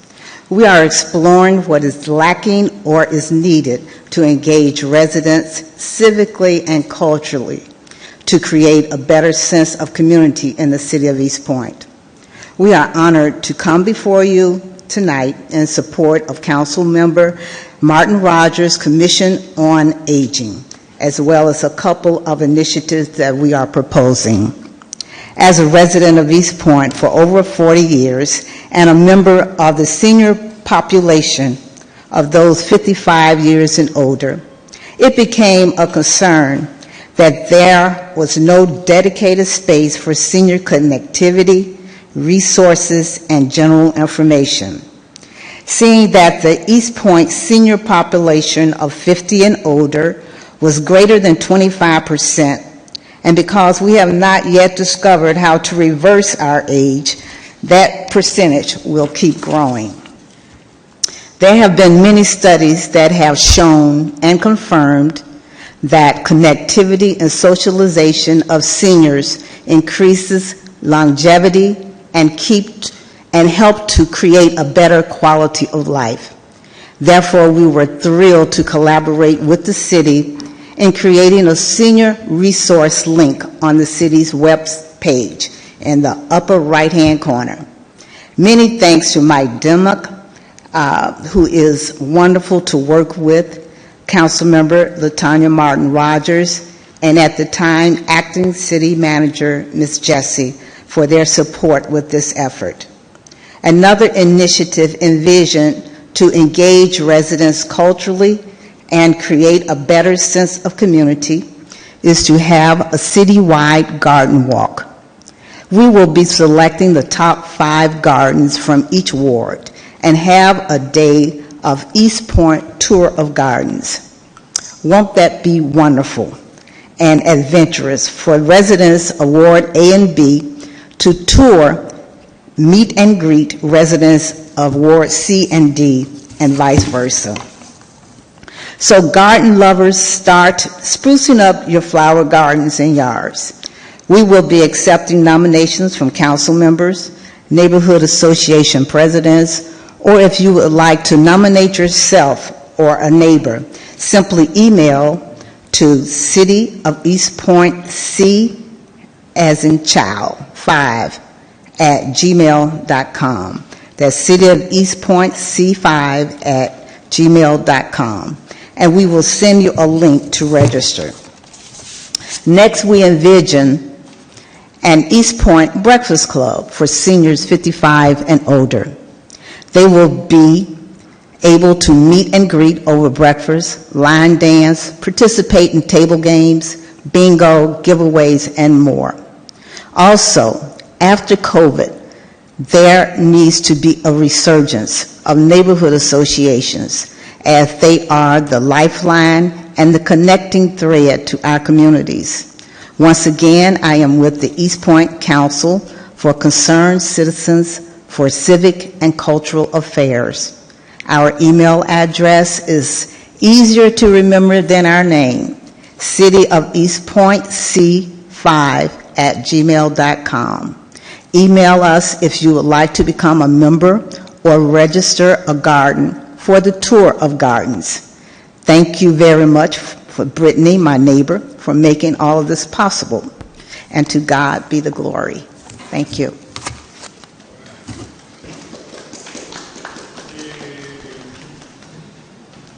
Okay, Miss Ernestine Pittman is no longer here. She had time given to her by Napoleon Black, who also isn't here. So next we have Charles Mason II, who is not here. Miss Jackie George. Miss Jackie is also gone, all right. Teresa Nelson? No, Teresa Nelson.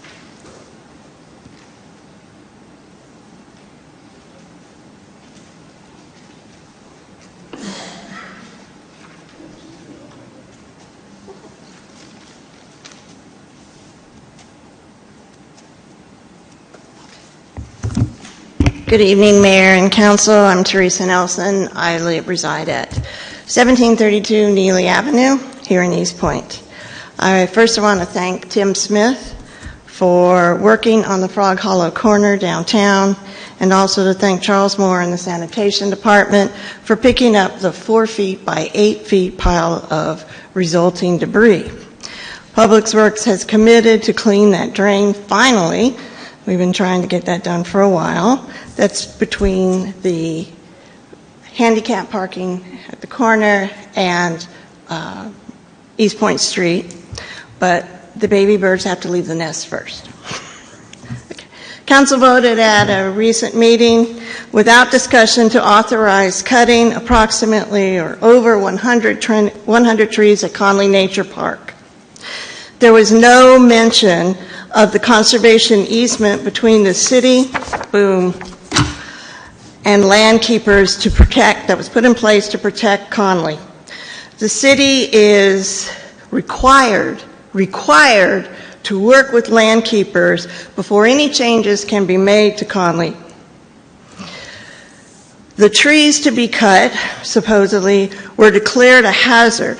While I sympathize with the complainant who was on a trail when a tree fell, cutting a large number of trees in a nature preserve is not appropriate. Some trees do need to be cut and removed properly because they contain a particular type of beetle that's destructive. Trees Atlanta is currently, supposedly, I hope still going, working with parks to identify the ones that need to be actually cut. A forest is not a city park with ball fields and picnic grounds. When you walk in a forest, you must understand there are always dangers such as trees, snakes, bees, etc. Indeed, it is critical to preserve and protect wildlife in order to protect the ecology of the forest and our environmental community. Our volunteers have worked to remove invasive plants that threaten the health of the forest. Others should participate. People should acknowledge that precautions must be taken on wilderness trails.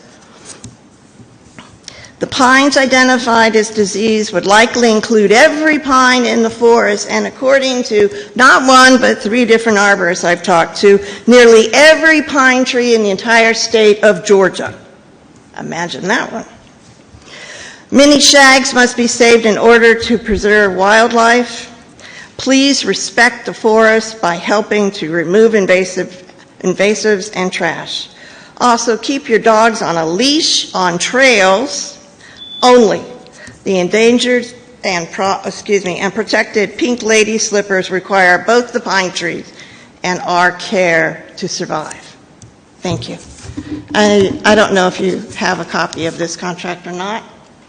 Legal should have had one, and you should have consulted it first. Just one more time. Charles Mason? Oh, okay.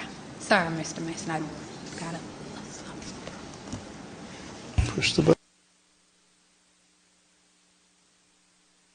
You turned it off, so just press the button in the middle, the little mark. Yep, there you go. Is it working? Hello.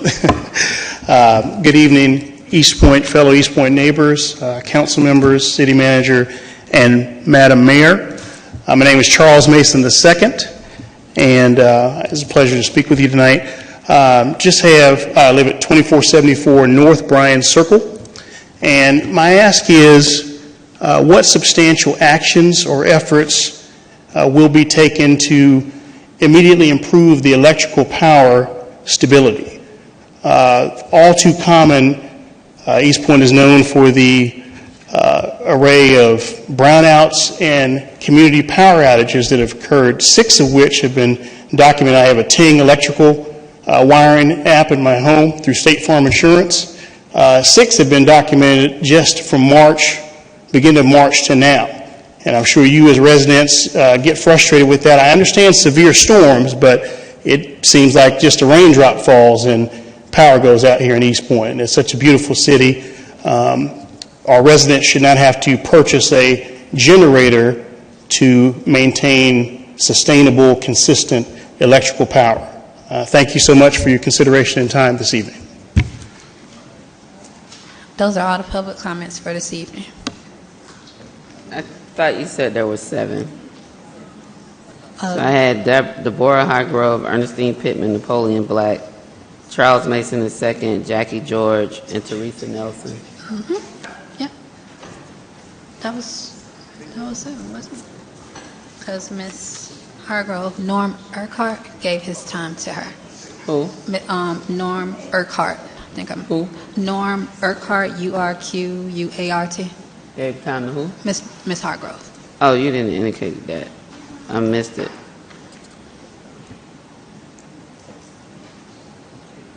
All right, thank you to everyone who spoke during public comments this evening. We now have our consent agenda items 9 through 29. Is there a motion to approve items 9 through 29? Madam Mayor, make a motion that we approve the consent agenda items number 9 through 29. It's been moved and properly seconded. Any discussion? All those in favor? Aye. All those opposed? Motion carries. Get a motion to open the floor for discussion on item 30. Is there a second? It's been moved and properly seconded. Any discussion? All those in favor? All those opposed? Floor is now open. Mr. Jones, I know we discussed this item at work session. It is back before us tonight. The public hearing was held on March 17th, 2025. Yes, if we could hear from staff and their current recommendation as it relates to this property.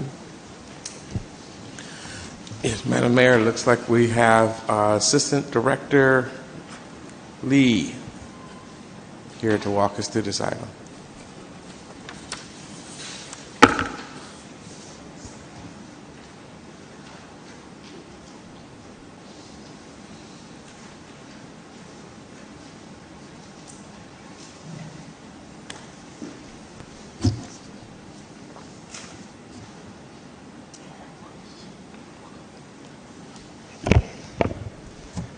Good evening, Madam Mayor and Council. The case before you is 0 East Woodbury Avenue. Case number is P2025RZ-001-01. The applicant is Cody Snyder. The current zoning district is R3 multifamily development. The applicant is requesting a rezoning from R3 multifamily to MXCI, the mixed-use commercial industrial zoning district, to develop an office/workspace for small businesses.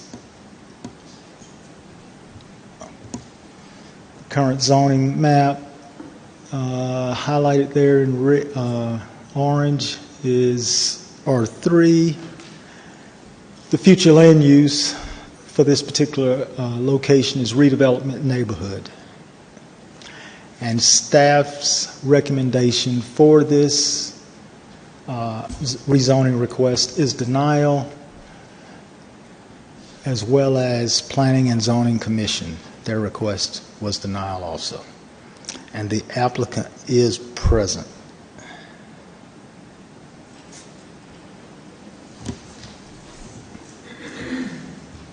Councilmember Buck. How you doing, Mr. Lee? Pretty good, thank you. You? Do we know what the vote was for the Planning and Zoning Commission regarding this property? No, sir, I don't. Not off. I didn't know if it was contested or if it was unanimous. It's okay. If you don't know, it's Yeah, fine. it escapes me. I can't recall. Don't worry about it. Thank you.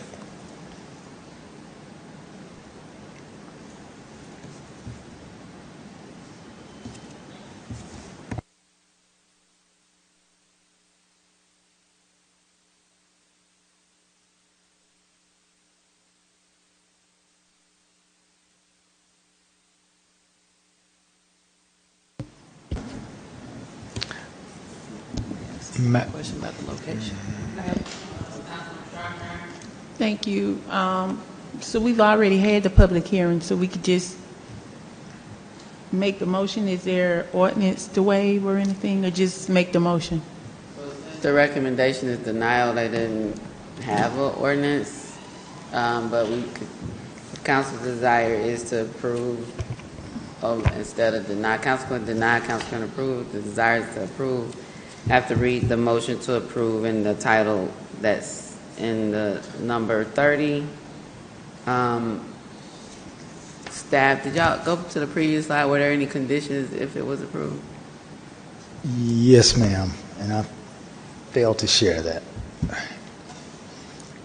However, if it be the will of the council to approve, we did denote several conditions. So you got 1 and 2. Is there anything else on the next page? Or just 1 Yes, through ma'am. 7? And if you need me to, I can read those into the record.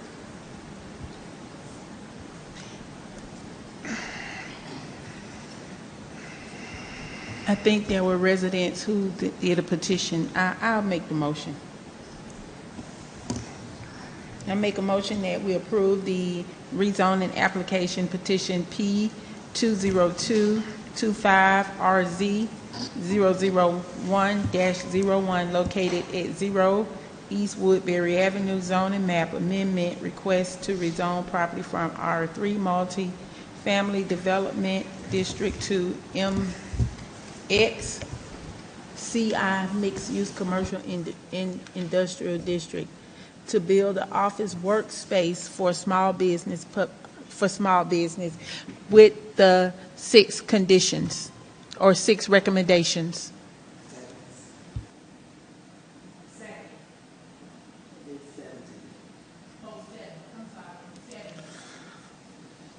It's been moved and seconded. Any discussion? Councilman Butler.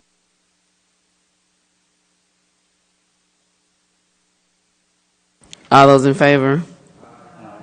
All those opposed? Motion carries. Next up, comments from council.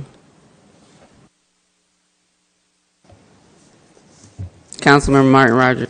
Thank you. Yes, I want to take this opportunity right now to thank our water and sewer director for all of her hard work, and to also to congratulate the department again. But on Saturday, April 26, 2025, we'll be cleaning up the Sun Valley Creek. It's going to be a community cleanup, a stream cleanup. Anyone can participate, old or young, whether you are ready to get wet or stay on the water's edge. There's something for everyone to contribute to this effort, whether you are doing the heavy lifting, passing out bags, loading up collected trash, spotting for trash, debris, or just standing by to lend an extra hand when needed. There's something for everyone to do. Feel free to invite friends and family. I don't know what the number is, but it's a community stream cleanup right there in Sun Valley. I also want to take this opportunity to thank the Ward D residents that came out to help advocate for what was best for our community. Thank you. The vote didn't turn out as we wanted, and I think what's most troublesome is our previous council put ordinances in place to protect residents from this type of development, and tonight the residents in Ward D got another warehouse without number 8, which would have made living near a warehouse somewhat palatable. One council member didn't want a cigar lounge in his community, and we all voted. No other council member another council member didn't want to propose development over near the Willingham corridor in her ward, and we all voted against it. We took the consideration and the feedback from those council members. There wasn't a single resident on site or that had come to any of our meetings to speak out about it, but we listened to the people that represented the area and took that into consideration. On 2 occasions, Ward D residents came out, expressed their views, and members of this council voted against them.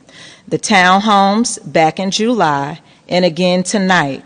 One neighbor said last week, the people have no voice in this city. And I explained to them we do have a voice. And we are going to exercise our voice collectively in the next election, which is in November. We see you by the actions that you take against us. Your actions speak so loudly that we hear what it is you are saying.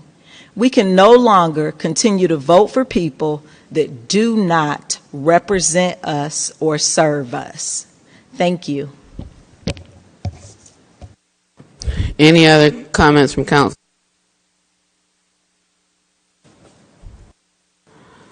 I want to thank everyone who came out tonight, spoke during public comments, the residents who spoke during the public hearings this evening. There seems to be a trend in Ward D, not sure why.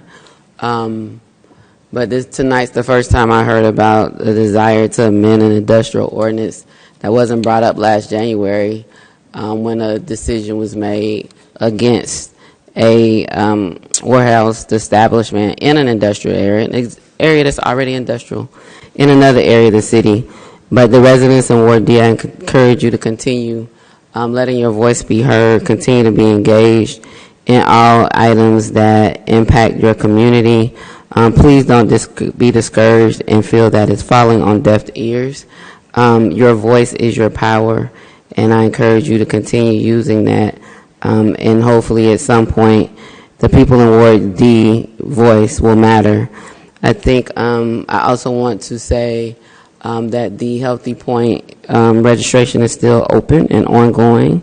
We have yoga, Zumba, Pilates, total body workout, walkaholics, cooking demonstrations, mental health sessions, financial literacy session, kid zones for kids, over 25 activities that are happening almost weekly in the city for a 90-day period. We will have a 5K run walk at the end. We even have beach volleyball day. Not beach volleyball, sand volleyball, at the sand volleyball courts on Bryant Park over by Tri-Cities High School in that area. So we're really trying to ensure that we have activities for everyone, that it is definitely multi-generational, and all are invited to register. You can register online and or contact our Parks and Recreation Center. The passports and the bags, the stuff that you get at registration is at our Jefferson Park Recreation Center, and you can stop by there to pick up your register and or pick up on site. Do we have any session items? Councilmember Ziegler and Councilmember Butler, do we have any executive session items? Mr. Jones? One real estate item. One legal. Legal. We have 3 litigation. Council. Any executive session, council? Yes, a legal from me and a comment too. Yeah, I'm coming back to comments. Lights weren't on when I started talking, so that's why I gave my comments. But I probably should have just waited patiently. Any other comments from council? I meant executive session items from council. Yes, one.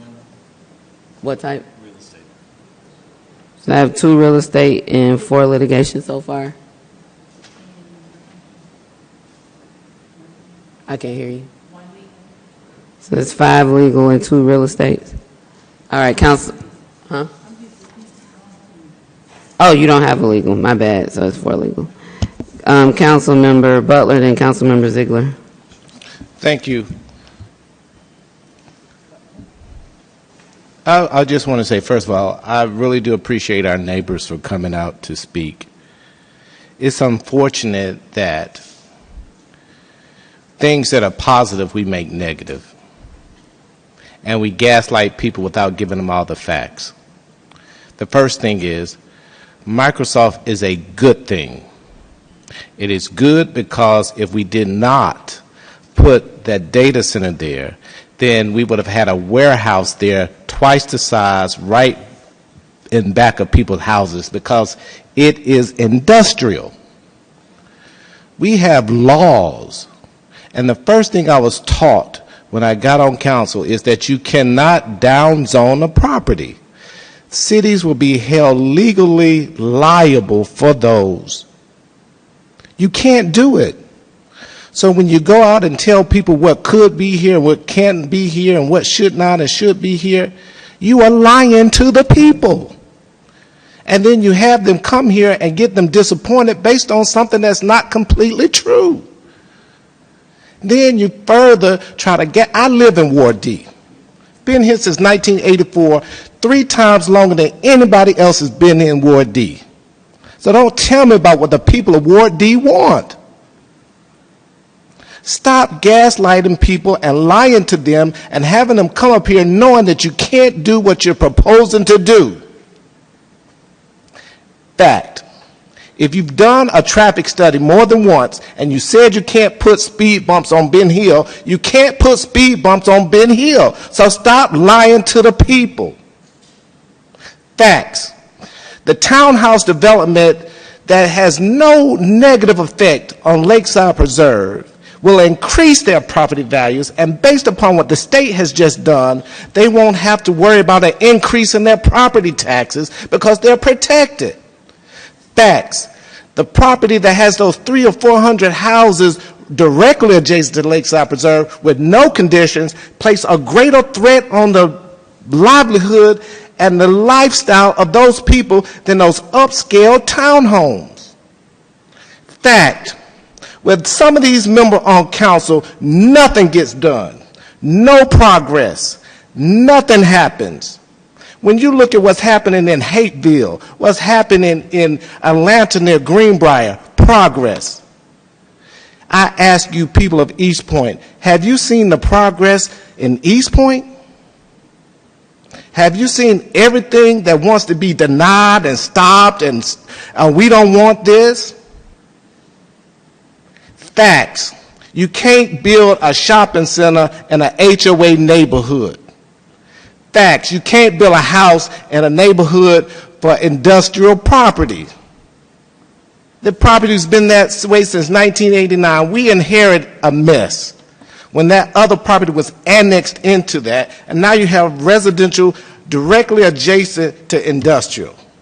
But we have to do what we can do within the law.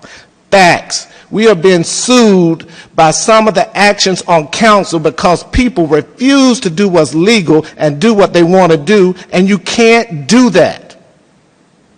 So it's extremely frustrating to come here and serve the people and then have your colleagues undermine the truth.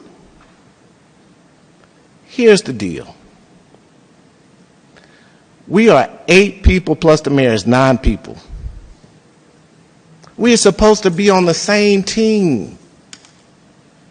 We're supposed to have good deliberation in order to protect the integrity of people in East Point. We should not be going back and forth on issues and vilifying other people. And you don't do that by continuing to gaslight the community to get what you want. It doesn't work that way. We have a president in office that's doing the same thing, and we see what happens when you violate the law. As I stated earlier, I have an intimate experience with a warehouse coming in my neighborhood. The difference is that property was zoned commercial. And we changed it to industrial with no tax benefit. So I know intimately how that feels, and it pains me to have to tell my neighbors, I am sorry, but what people are gaslighting you to do is illegal. It is not legal. And I was here when we did the moratorium. It was not a unanimous decision. I recall that my votes was one of the votes that made sure we had the moratorium so that we could stop the proliferation of warehouses in our area. However, South Meadows is a warehouse subdivision. It is zoned industrial. And the problem is, the real reason we had that moratorium is to protect all of our people, but protect a particular group of people because we are tired of 50 contiguous acres that could be a warehouse, and that was bad. But one size does not fit all. And we have to decide as people in November if you want to keep moving your city backwards and saying no to everything, or do you want to move it forward? Progress within the law.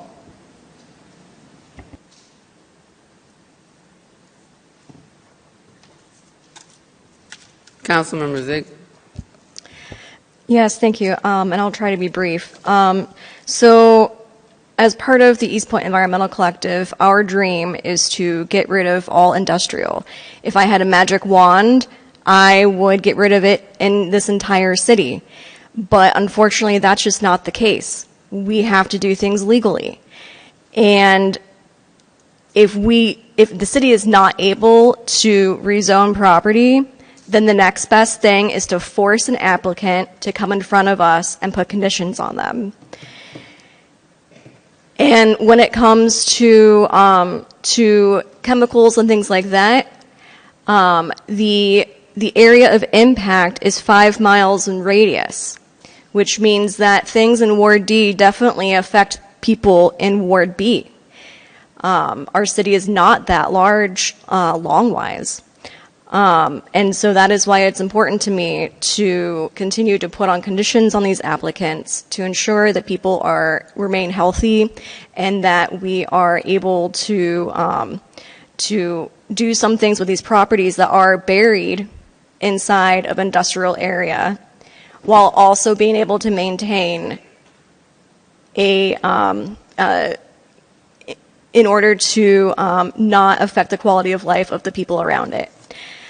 And that is why I believe that we were looking to do our zoning rewrite, because there are some issues with the current zoning, and this is not a new discussion. We have discussed this before. And at some point, I would like an update on what we're doing with that. And in regards to Ward B, so the reason why we voted against that dumpster storage facility is because the Willingham corridor has a plan that we spent a lot of money and a lot of time on to redevelop that area. In Ward D, we do not have that. In Ward B, we did at some point start the process of redeveloping that area. So in order to stick with a plan, we have to, actually vote according to what that plan says.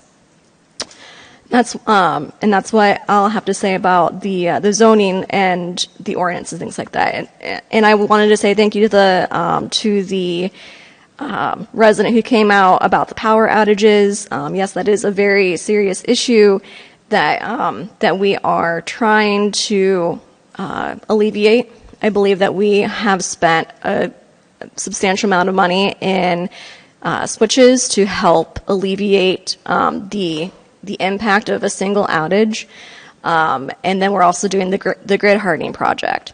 But I do wish that we continue to put as much energy and focus and that we are united in making sure that we keep moving forward. Thank you.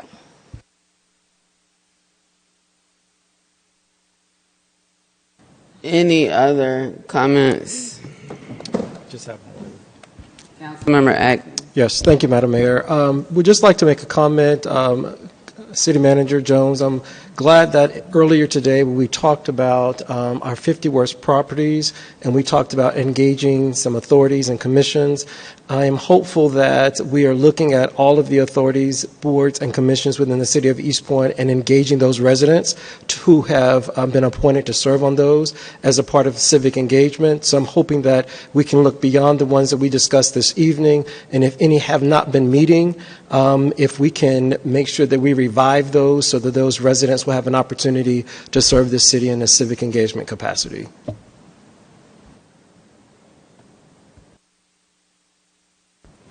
Any other comments? Dropshire. No, I was just going to make the motion to adjourn into executive session for two real estate. And 4 legal. 4 legal. Second it. It's moved and properly seconded. Any discussion? All those in favor? Aye. All those opposed? Motion carries.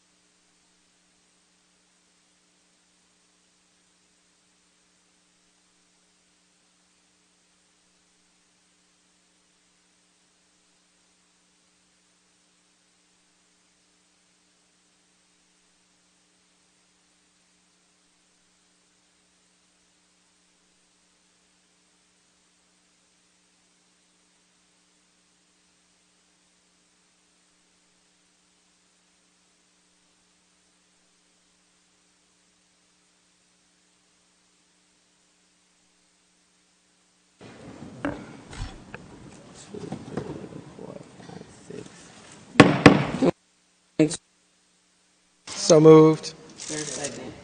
Been moved and properly seconded. Any discussion? All those in favor? Aye. All those opposed? Motion carries. Can we get a motion? We need a motion to authorize the city manager to retain Atlas. So moved. Hold on a minute. I haven't finished the motion. Retain Atlas to do. Where's Lauren? Retain Atlas. Oh. Not. Motion. We need a motion to authorize the city manager to retain Atlas to do the remediation on parcel 7, not to exceed $75,000. So moved. Second. It's been moved and properly seconded. Any discussion? All those in favor? Aye. All those opposed? Motion carries. We need a motion to approve executive session meeting minutes. So moved. It's been moved and properly seconded. Any discussion? All those in favor? Aye. All those opposed? Motion carries. We need a motion to adjourn. Motion to adjourn. It's been moved and properly seconded. All those in favor? Aye. Oh, you said what?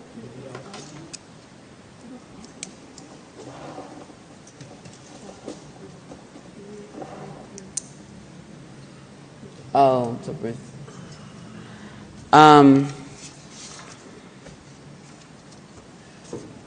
motion to adjourn is not debatable, but it can be withdrawn. Motion to withdraw. Withdraw the motion to adjourn. Or it could fail. You could do it one of two ways. Motion to... I hadn't called the question, so it can be withdrawn from the floor. Motion to withdraw. You withdraw your motion? Yes. Okay. In the Osborne versus City of East Point, we need a motion to proceed as discussed in executive session. So moved. Second. It's been moved and properly seconded. All those in favor? Aye. All those opposed? Motion carries. Motion to adjourn. So moved. It's been moved and properly seconded. All those in favor? Aye. All those opposed? Motion carries.